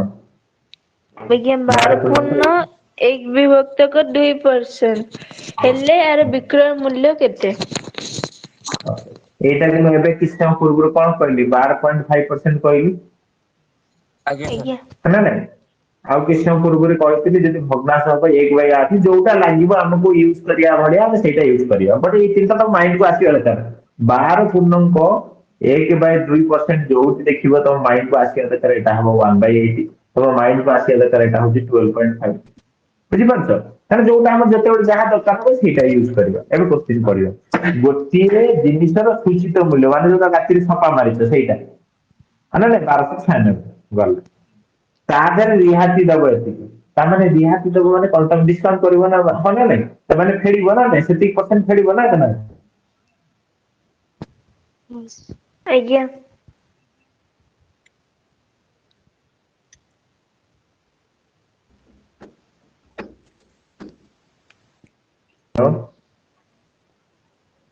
ହ୍ୟାଲୋ ଆଜ୍ଞା ସାର୍ ହଁ ଆସୁଛୁ ସାର୍। ଆବାଜ ଆସୁଛି। ମାନେ କଣ ଫୋନ ପ୍ରୋବ୍ଲେମ ହେଇଥିଲା ନା କଣ? ଆଜ୍ଞା ସାର୍ ଆପଣ କଟିଥିଲେ ପୁଣି ଓକେ ମୁଁ କହୁଛି ଗୋଟେ ଜିନିଷର ସୂଚିତ ମୂଲ୍ୟ ଦେଇଛି 1200 ସାର୍ ଇଏ ରିହାତି ସ୍କ୍ରିନ୍ 10% ନାହିଁ ଦେଇଛି ସ୍କ୍ରିନ୍ ଆସିନି ସାର୍। ସ୍କ୍ରିନ୍ ଆସୁନି। ଆଜି ହଉଛି କଣ ଆଜି ବୁଝିପାରୁନି ନୂଆ ବର୍ଷ ବୋଲି ସେମାନେ ଛୁଟିରେ ଅଛନ୍ତି ନା କଣ? ଗୋଟିଏ ଜିନିଷର ସୂଚିତ ମୂଲ୍ୟ ଦେଇଛି 1200 ରିହାତି ଦଉଛି 10% ତାହେଲେ ବିକ୍ରି ମୂଲ୍ୟ ତମେ ସାଙ୍ଗେ ସାଙ୍ଗେ କହିପାରିବନି ଆଜ୍ଞା ସାର୍ କୁହ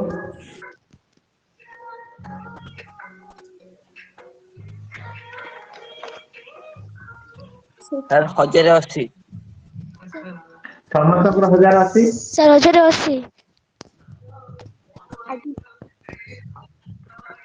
ସମସ୍ତଙ୍କର 1080 ହଁ ସାର୍। ଆଜ୍ଞା ସାର୍। ସାର୍ 1200 ଥିଲା 10% ଆଜ୍ଞା ହଉଛି ଆଜ୍ଞା ସାର୍ 120 120 ଫେରିଦେଲି ହେଇଗଲା 1080 ଏଇଆ କହିଲି ଆଜ୍ଞା ଜଣେ ଯଦି 10% ବାହାର କରି ପାରିଲା ନା ସିଏ କଣ କରିବ ନା 1200 ଗୁଣନ 10/100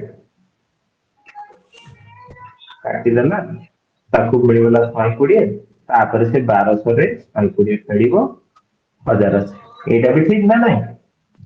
ଆଜ୍ଞା ସାର୍। ଜଣେ ମୁହଁରେ ବାହାର କରିପାରିଲାନି ସେ ଏମିତି କରିବ।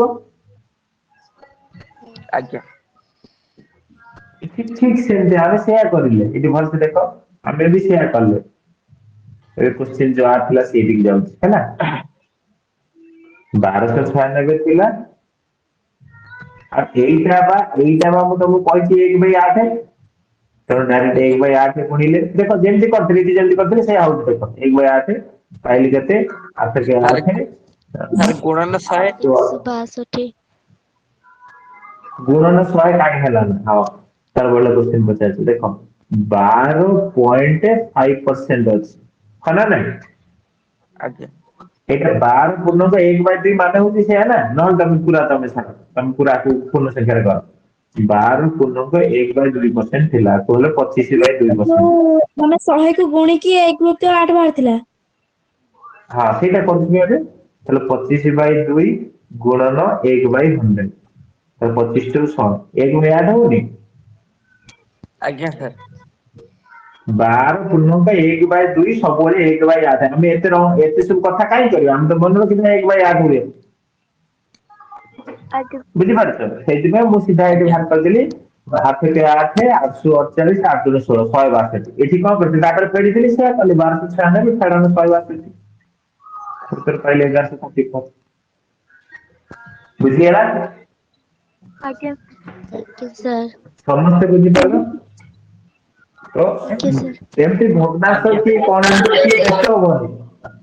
ବେସିକ ଟା ଟିକେ ଭାବିବ ଯେ କଣ କରେ ମୁଁ ଏଇ କ୍ଷେତ୍ରରେ ମୁଁ ସେୟା କରିବି କିଛି ଭାବିବନି କମ୍ପଲସରି ସଠିକ ଉତ୍ତର ବାହାରିବ ତମେ ଖାଲି ସେତିକି ତମେ ହଁ ଏଠିକି ହଁ ଏଠି କଣ କରିଛି ଜଣେ ବ୍ୟବସାୟୀ 1000ଟି ଅଣ୍ଡା କିଣିଲା ହଉ ଠିକ ଅଛି ସେଥିରୁ 50ଟି ଅଣ୍ଡା ପଚା ହେଇଗଲା ତାହେଲେ ସେ କହିଲେ 1000ଟା କିଣିଥିଲା 50ଟା ସରି 90ଟା 90ଟା ପଚିଗଲା। ପଚିଗଲା ହେଲେ 910 10। ହଁ 910 ଅଣ୍ଡା ପାଖରେ ଅଛି ତାପରେ କଣ ହେଲା ଅବଶିଷ୍ଟ ମାନେ 910 ଅଣ୍ଡାକୁ ହେଲା ନାଇଁ ଆଜ୍ଞା ଡର୍ଜନ ପ୍ରତି 9 ଟଙ୍କା 60 ପଇସାରେ ବିକିଲା ଦେଖ ଡର୍ଜନ ପ୍ରତି ମାନେ କଣ ଡର୍ଜନ ମାନେ କେତେଟା ଅଣ୍ଡା ଥାଏ 12ଟା ଅଣ୍ଡା ସାର୍ ତାମାନେ 12ଟା। 900 12। ହଁ 910 ରେ ଯଦି ମୁଁ 12 ଫେଡିଦେବି ଡର୍ଜନ ପାଇଯିବି ଆଜ୍ଞା ସାର୍।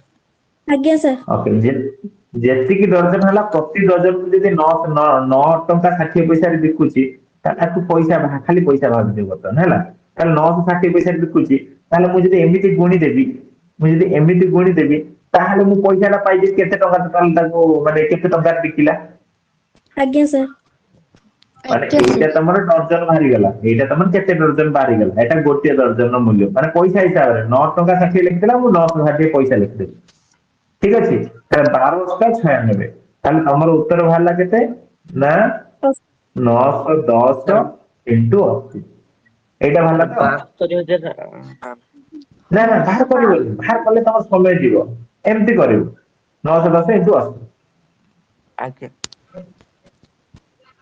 910 ଇଣ୍ଟୁ 80 ସରିଗଲା ଦେନ୍ ଆଉ କ୍ୱେଶ୍ଚନ ଏଇଟା ତମର କଣ ତମେ ଏବେ ବିକିଛ ସମସ୍ତେ ରାଜି ଏଇଟା ତମର କଣ ଆଜ୍ଞା ଏଇ ଯୋଉ 980 ଇଣ୍ଟୁ 10 980 ଇଣ୍ଟୁ 10 ମାନେ ଏବେ ତମ ବିକ୍ରୟ ମୂଲ୍ୟ ଆଜ୍ଞା ସାର୍। ଆରେ ସମସ୍ତେ ବୁଝି ହଉଛି ଏଇଟା ବିକ୍ରିୟ ମୂଲ୍ୟ ବୋଲି 910 ଇଣ୍ଟୁ ଆଜ୍ଞା 80 ସାର୍ ବୁଝି ଆଜ୍ଞା ଓକେ ସେଇଟାରେ ହିଁ ଆଜ୍ଞା ତମର କ୍ଷତି ହେଇଛି କେତେ ପରସେଣ୍ଟ 12%। 12। ତାହେଲେ ତମର ବିକ୍ରିୟ ମୂଲ୍ୟ କେତେ ପରସେଣ୍ଟ 88। 88। ତାହେଲେ 88 ଟା ହଉଛି ଏଇଟା ନୁହଁ କି ଆଜ୍ଞା ଆଜ୍ଞା ତାହେଲେ ତମର ସାର୍। ପଚାରୁଛି କଣ କେତେ ଟଙ୍କା ଦେଇକି କିଣିଥିଲା ମାନେ କ୍ରୟ ମୂଲ୍ୟ କେତେ କ୍ରୟ ମୂଲ୍ୟ ତମର ସବୁବେଳେ କେତେ ହୁଏ 100%। ବୁଝିଗଲ 100%। 11 କାଟି ହବ 11 କୋଉଠି କଟିବ ଆଉ ଅଛି 11 କାଇଁ ତ କଟୁନି ହଁ 10 ମିନିଟ୍ ବାହାରିବ ଓକେ ତମେ ଆଗେ 4 ରେ କାଟିଦିଅ 4 କାଇଁ କାଟିବ 2 ରେ କାଟ 4 କାଟିବା ପାଇଁ କୋଉଠି ଅଛି 4 ଅଛି ଚାରି କାଟିଲେ ଏଟା ହଉଛି 22, ଏଟା ହଉଛି ତମର 20, ପୁଣି 2 ରେ କାଟ, ଏଟା ହବ 11, ଏଟା ହବ ତମର 10, ତାହେଲେ 11 ହରା ହବ ନା ନାଇଁ, 11 ହରା ହବ ତମ ଉତ୍ତର ପାଇବ। ଏ ହଉଛି ପଇସାର ଅଛି। ପିଲା ଆଉ ଗୋଟେ କଥା, ଏଟା ହଉଛି ପଇସାର ଅଛି, ମନେ ପଡୁଛି, ଏଟା ଆମର ଯୋଉ ଉପରଟା ଆଜ୍ଞା ପଇସାରେ ବାହାରୁଥିଲା, କିନ୍ତୁ ଏଠି କୋଶ୍ଚିନ୍ ଟଙ୍କାରେ ଦେଇଛି। ତେଣୁ ଆମେ ଯଦି ଆଉ ତଳେ 100 କଣ କରିବା ଧରିଦେବା, ତାହେଲେ ଆମେ ପଇସା ଟଙ୍କା ପାଇଯିବା। अरे तू पा ସାର୍ ସଲ୍ୟୁସନ୍ ଉଠିଗଲା। ହଁ, ଇଏ 100 କଟିଗଲା, ତାହେଲେ ସିମ୍ପଲି ତମର ଉତ୍ତର ହେଲା 5191 1188, এইটা হলো উত্তর। 5 কি না উপরে, এইটা হলো উত্তর। বুঝিগলা? ଆଉ ବେଶୀ କରିବନି, 1188 ହବ ନା, ନହେଲେ କରିକି ଦେଖ, 1188 then 30, 30 ହେଲେ 11 ଦୁणे 22, ଦେଖ 82 ଆସିଗଲା, ବୁଝିପାରୁଛ? ସେମିତି 827 ହେଲେ, ଦେଖ ପିଲା କଣ ହେଲା ତମକୁ ବୁଝିବାକୁ ପଡିବ। ଦେଇଛି ଗୋଟେ ଟିକେ ମାନେ ରୁହ। ମୁଁ ତାକୁ ପୁଣି ଥରେ, ହଁ ମୂଳରୁ ଚିନ୍ତା କରିବାକୁ ପଡିବ। ପ୍ରଥମ ତ ବଳକା ଅଣ୍ଡା କେତେ ପାଇଲି, ସିଏ ହଉଛି 910 ଟଙ୍କା, 910ଟା ଅଣ୍ଡା। ତାପରେ ସେ କହୁଛି ଡଜନ ପ୍ରତି ବିକୁଛି, ତାହେଲେ ପ୍ରତି ଡଜନ କେତେଟା ଡଜନ ହେଲା ପାଇବା ପାଇଁ 12 ଧରିଲି 910 ଅଣ୍ଡାରେ, ତାହେଲେ ଗୋଟେ ଆଜ୍ଞା ଯେତିକି ଡଜନ ପାଇଲି ସେଥିରେ 960 ମୁଁ କଣ କଲି ଗୁଣିଲି। କାହିଁକି ଗୁଣିଲି? କାହିଁକି ନା ମୋର ଟୋଟାଲ କେତେ ପଇସାରେ ବିକିଛି ପାଇବା ପାଇଁ, କାହିଁକି ନା ମୁଁ ଏଠି ପଇସା କରିଦେଇଛି, ତାହେଲେ କେତେ ପଇସାରେ ବିକିଛି ମୁଁ ପାଇଗଲି। ବଟ ସେ କହୁଛି 12% କ୍ଷତି ହେଲା, ତାମାନେ ତମେ ଜାଣିଛ 12% କ୍ଷତି ମାନେ 88% ରେ ବିକିଛି, 88% ହେଲା ଏତିକି, 100% ପଚାରିଲି, ଦେନ୍ 100% ର ଉତ୍ତର ବାହାର କରିବା ପାଇଁ ଟିକେ ଚିନ୍ତା ହେଲା, କାରଣ କଟିଲାନି, ତ ଯାହା ବି ହେଲେ ମୁଁ ଉତ୍ତର ପାଇଲି। ମୁଁ ଏଠି ଲାଷ୍ଟ ଗୋଟେ 100 ଖାଇକି ହରିଲି, କାହିଁକି ନା ଉତ୍ତର ଦେଇଛି ଟଙ୍କାରେ, ଉତ୍ତର ଯେହେତୁ ଦେଇଛି ଟଙ୍କାରେ, ତାହେଲେ ମୁଁ ଟଙ୍କାରେ କରିବା ପାଇଁ 100 ହରିଲି, ନହେଲେ ଯଦି ତମେ 100 ନ ହରିବ, ଚାଲ 100 ନ ହରି କରିବା, ଆମେ ପଇସା ବାହାର କରିବା, ପଇସା ଟଙ୍କାରେ ପ୍ରକାଶ କରିପାରିବା, କରିପାରିବା। ଦେଖ ମୁଁ କଣ କଲି, ତାହେଲେ ଏ ଜାଗାରେ କଣ ହେଇଛି ନା 22, 22 କାଟିଲେ 11, ପୁଣି 11 କାଟିଦେଲେ ପ୍ରଥମ କଲି 4 କାଟିଲି, 4 କାଟିକି 20, ମୋ ଉପରେ 10 ହେଇଯାଇଛି ନା, ହଁ ଠିକ ଅଛି। ତାହେଲେ ସେମିତି ଏଇଆ ହେଲା, ଦେଖନ୍ତୁ 1 8 ସେଠି 9 1 ଦିଟା ଶୂନ ଆଉ ଗୋଟେ ଶୂନ ଆଉ ଗୋଟେ ଶୂନ, ସାର୍ ଏଇଆ ଭୁଲ ହେଲା। ହେଇଛି। ହଁ ଏଇଆ ଦେଖୁନ, 9 1 ଏଠି ଗୋଟେ ଶୂନ, ଏଠି ଗୋଟେ ଶୂନ, ଏଠି ଗୋଟେ ଶୂନ, ଏଠି ଗୋଟେ ଶୂନ, ଚାରିଟା ଆଜ୍ଞା ଶୂନ ସାର୍ ହେଲା, ଆଜ୍ଞା ତଳେ ସାର୍ ହଉଛି 11। ଠିକ ଅଛି ଠିକ ଅଛି ତମେ ଆଜ୍ଞା ସାର୍ ପୁଣି ଠିକ ଅଛି। ତମେ ପୁଣି ସେଇଆ ହେଲା 1188 8 30 11 ଦୁणे 22, ତାହେଲେ 82 ପାଇଗଲା, 82 ଏଇଟା ହବ ଉତ୍ତର, ବୁଝିଲେ? ଆଜ୍ଞା ଏମିତି ବି କରିପାରିବ, ଏମିତି ବି କରିପାରିବ, ମୁଁ ଆଶା କରୁଛି ବୁଝିପାରିଲ। ତାପରେ ନେକ୍ସଟ କ୍ୱେଶ୍ଚିନ୍, ଗୋଟିଏ ରେଡିଓରେ 7% କ୍ଷତିରେ ବିକ୍ରୟ କରାଗଲା, 90% ଲାଭରେ ବିକ୍ରି କଲା, ଇଏ ସେମିତି କ୍ୱେଶ୍ଚିନ୍ ଆସିଲା, ଦେଖ କ୍ଷତି ଲାଭ, ଏଇଟା ମୁଁ ଯାହାକୁ କ୍ୱେଶ୍ଚିନ୍ ପଚାରିବି ସେ କହିବ ଉତ୍ତର, ମୁଁ ନାଁଟା ପଢେଇବ। ଦେଖ ଅଲଗା ଜିନିଷ ଅଛି, ଡିଫରେଣ୍ଟ ଜିନିଷ ଅଛି, ଡିଫରେଣ୍ଟ ଜିନିଷ ଅଛି ମାନେ କଣ ତମେ ଜାଣିଛ, ମୁଁ କ୍ୱେଶ୍ଚିନ୍ ପଚାରୁଛି, ଯଦି ଅଛି ସେ ପିଲା ସେ ଦବ ଉତ୍ତର। ସେ ହଉଛି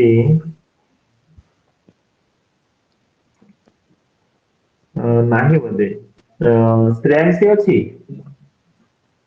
ସାର୍ ସାର୍ ହଁ ସାର୍ ଅଛି। ଶ୍ରେୟାଂଶୀକୁ ଏଠି କେତେ ପରସେଣ୍ଟ ହଉଛି ଦଉଛନ୍ତି ମତେ କୁହ?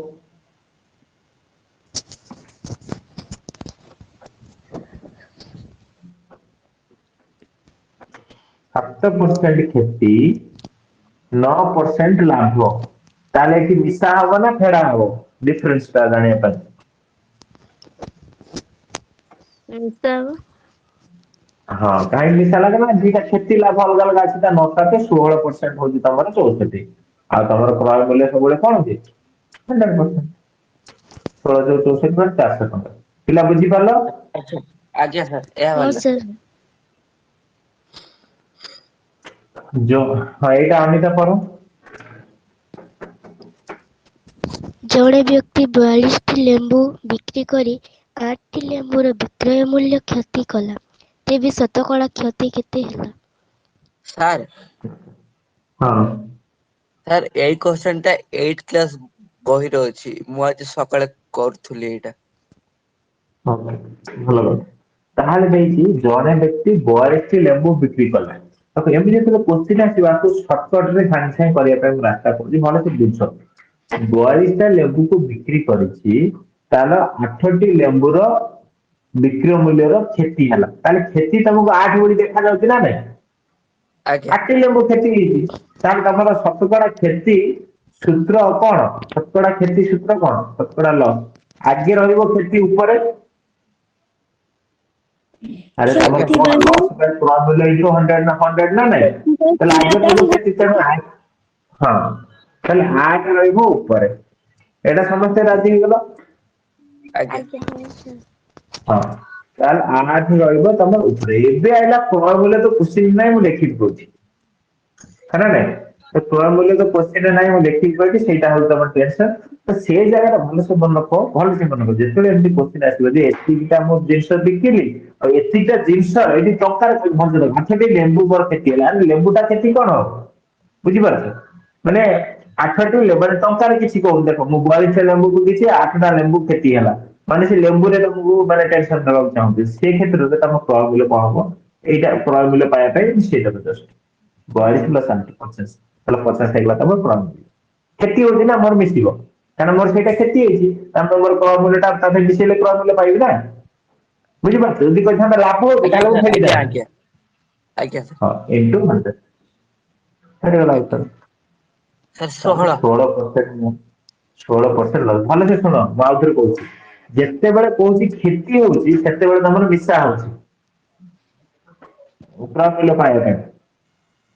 ଯଦି ସେମିତି ଗୋଟେ କୋଶ୍ଚିନ୍ ଆସିବ କହିବ ମୋର ଲାଭ ହେଇଛି, ତାହେଲେ ସେଠି ଫେରିବ କ୍ରୟ ମୂଲ୍ୟ ପାଇବା ପାଇଁ। ଆଜ୍ଞା ମାନେ ଏମିତି ଯଦି କେବଳ ମାନେ ଟଙ୍କା ପଇସା ନ କହିକି ଜିନିଷ ଉପରେ କହିଥାଉ, ଦେଖୁନ ଭଲସେ ବୁଝ କୋଶ୍ଚିନ୍ କେମିତିକା।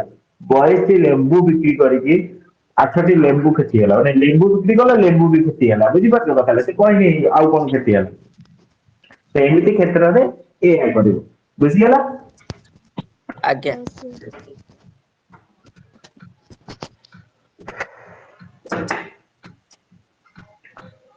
ଏବେ ଲାଷ୍ଟ କୁ ଏବେ ରହିଲା କିଏ? ନା ଲିଜା ଅଛି, କୋଶ୍ଚିନ୍ କ୍ଲାସରେ ଅଛି? ଆଜ୍ଞା ସାର୍। ନା ସାର୍, ଆଜ୍ଞା ହଁ ସାର୍ ଅଛି ଅଛି। ସାର୍ ଗୋଟେ ହଁ ତାହେଲେ ବାହାରିଗଲା ପଢ ଗୋଟେ ତମେ। ସାର୍ କଣ କହିଲେ? ପଢ ପଢ କୋଶ୍ଚିନ୍ ପଢ। ଜଣେ ସାଇକେଲ ବ୍ୟବସାୟୀ ପ୍ରତ୍ୟେକ ସାଇକେଲର ସୂଚିତ ମୂଲ୍ୟ ଉପରେ 25% ରିହାତି ଦେବା ପରେ ମଧ୍ୟ 20% ଲାଭ କରନ୍ତି। ଯଦି ସେ ଗୋଟିଏ ସାଇକେଲରେ 162 ଟଙ୍କା ଲାଭ ପାଆନ୍ତି, ତେବେ ସାଇକେଲର ସୂଚିତ ମୂଲ୍ୟ କେତେ? ତ ବର୍ତ୍ତମାନ ମତେ ଆମେ କୁହ ଯେ ଏମିତି କୋଶ୍ଚିନ୍ କିଛି ହେଇଛି, ହେଇସାରିଲା ପରେ ତମକୁ କହିଛି ଯେ 20% ଲାଭ ହଉଛି। ଭଲସେ ଦେଖ, 20% ଲାଭ ହଉଛି, ମାନେ ଏମିତି କଣ୍ଡିସନ ତମେ ଯଦି କିଣିଛ 100 ଟଙ୍କାରେ, ସେଟା ଯଦି ତମର କିଣା ମୂଲ୍ୟ, ତାହେଲେ ତମର 20% ଲାଭ, ତାହେଲେ ତମ ବିକ୍ରି ମୂଲ୍ୟ କେତେ ଥିଲା? 120। 120। ଏଇଟା ତ ସମସ୍ତେ ଜାଣିଛ ହଁ ନା ନାଇଁ? ତାହେଲେ ଆଜ୍ଞା 20% ଲାଭ ହେଇଛି, ତା ଦେହରେ ସେ ପୁଣି କଣ କହୁଛି ଦେଖ, ଭଲ ସେ ଦେଖ। ସେ କହୁଛି ତା ଦେହରେ ପୁଣି 162 ଟଙ୍କା ଲାଭ ହେଇଛି, ତା ମାନେ କଣ? ସେଇ କଥା କହୁନି କି 20% ମାନେ ହଉଛି 162। 20% ବି ଲାଭ କହୁଛି, ପୁଣି 162 ଟଙ୍କାରେ ବି କହୁଛି ଲାଭ, ତାହେଲେ ଏଇଟା ହିଁ ହଉନି କି ସେ? ଭଲସେ ଶୁଣ, ରିହାତି କଥା ଏବେ ସାଇଡରେ ରଖ। ଏବେ ଏଇଠି ଦେଖ 20% ଲାଭ ହେଇଛି କହୁଛି, ତାପରେ କହୁଛି ଯଦି ସେ ସାଇକେଲକୁ 162 ଟଙ୍କା ଲାଭ କରନ୍ତି, ମାନେ କଣ? 20% ବି ଲାଭ କହୁଛି, 162 ଟଙ୍କା ଲାଭ କହୁଛି, ତାମାନେ 20% ହିଁ 162। ଆଜ୍ଞା ଆଜ୍ଞା ସାର୍। ତାହେଲେ 20% ଯଦି 162, ତାହେଲେ ମୁଁ ଯଦି 100% ପଚାରିବି, ତାହେଲେ ମୁଁ ମୋର କଣ ପାଇଯିବି ନା କ୍ରୟ ମୂଲ୍ୟ ପାଇଯିବି। ତାହେଲେ ମୁଁ କଣ ପାଇଯିବି? କ୍ରୟ ମୂଲ୍ୟ ପାଇଯିବି। ତାହେଲେ କ୍ରୟ ମୂଲ୍ୟ ପାଅ କେତେ ହଉଛି? 100, କାରଣ 100% ଆମର କ୍ରୟ ମୂଲ୍ୟ ଥାଏ ନା। କଣ ହେଲା ଆଜ୍ଞା ସାଇଲେଣ୍ଟ ସାର୍। ରହୁଛି, କିଏ ବୁଝିପାରୁନ କି? ସାର୍ ନା ନା ହେଇଗଲା ବୁଝିଗଲି। 5 ଗୁଣନ ଆସିଲା, ଜଲ୍ଦି କର। 2 * 16, 2 × 2 ହେଲେ ଆଜ୍ଞା ସାର୍ 810 ପାଇଲେ 810। ତମର କ୍ରୟ ମୂଲ୍ୟ। ତମର କ୍ରୟ ମୂଲ୍ୟ ପାଇଲା 810। ତାହେଲେ 810 ତମ କିଣା ମୂଲ୍ୟ ପାଇଲା। ଏବେ କୋଶ୍ଚିନ୍ କଣ ପଚାରିଛି? ସେଇଟା କଣ କ୍ରୟ ମୂଲ୍ୟ ପଚାରିଥିଲା? ନା। କୋଶ୍ଚିନ୍ କଣ ପଚାରିଛି? ପଚାରିଛି। ସୂଚିତ ମୂଲ୍ୟ ପଚାରିଛି। ତାହେଲେ ସୂଚିତ ମୂଲ୍ୟ ପଚାରିଛି ହେଲା, सूचित मूल्य पचासी क्वेश्चन हमको सूचित मूल्य पचासी जदि ताहले भले सूचित मूल्य ऊपर ताले कोन होईची सूचित मूल्य ऊपर 25% रिहाती देईची से एठी कहैछि सूचित मूल्य ऊपर 25% रिहाती देवा पर 20% लाभ होला ताहले एई जे 100 एटा तमर कोन तमर 120 टका बिकिछ है ना 120 टका जदि बिकिछ ସେଥିରେ ମାନେ ଏଠି ଯୋଉ ମୁଁ ଲେଖିଛି 120 ଟଙ୍କା ବିକିଛେ ଏଥିରେ ତମର ଅଲରେଡି 25% ରିହାତି ବାଲା ସିଷ୍ଟମ ଅଛି ମାନେ ରିହାତି ହେଇକି ଅଛି ଆଉଥରେ ହଁ ଟିକେ ବୁଝିବାକୁ ତମକୁ ଅସୁବିଧା ହଉଛି ବୁଝୁଛୁ ଟିକେ କୋଶ୍ଚିନ୍ 3-4ଟା ସ୍ଟେଜ ଦେଇ ଦେଇଛି ତ ସେଇଥିପାଇଁ ଟିକେ ବୁଝିବାକୁ ଅସୁବିଧା ହଉଛି फिर भी ଆମେ ତାକୁ ସର୍ଟକଟ ଟିକେ କରିବାକୁ ଚେଷ୍ଟା କରିବା କୋଶ୍ଚିନ୍ କଣ କରୁଛି ନା 3-4ଟା ଜିନିଷ ଦେଇଛି ସେଥିପାଇଁ ଟିକେ ଅସୁବିଧା ହଉଛି ହଉ ଆମେ ଟିକେ ଦେଖ ମୁଁ କିଛି ଡାଇଗ୍ରାମ କରୁଛି ଭଲସେ ଶୁଣ डायग्राम एमती करवा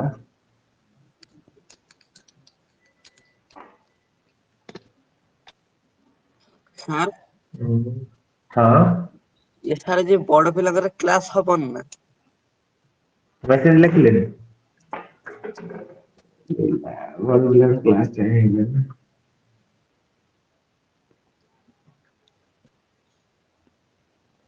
हम बड़ पिलांकर क्लास कोन केते कोन क्लास में बुझी पारने बड़ पिलांकर अभी परीक्षा अच्छा जून मास रे परीक्षा अछि माने एबे नवा जॉब बारिछि ता पय भी क्लास हो वर्षार क्लास आरंभ होई जिवो काली न पहर दिन तो 6:45 रे 7:45 बड़ पिलांकर मैथ हो तापर तममानकर क्लास 7:45 रु 8:45 तममानकर मैथ तापर 9:30 रे 10टा बड़ पिलांकर जो क्लास टाइप होची सेरा 9:30 तो तीनटा क्लास डेली करबार अछि बहुत टैक्स ठीक अछि जानो ये क्वेश्चन ओके तमन गोटे स्टोरी सुनो आज बड़ पिला क्लास करिवे आज छुट्टी अछि स्टोरी सुनो मो कहछि एटा गोटे दुकान होची ହେଲା ଏଟା ହଉଛି ସପ୍ ତ ସପ୍ କଣ୍ଡିସନ ରେ ଦୋକାନୀ କଣ କରନ୍ତି ଧର ଗୋଟେ ଆମେ ଲୁଗା ଦୋକାନ କହିବା ହେଲା କ୍ଲଥ ଷ୍ଟୋର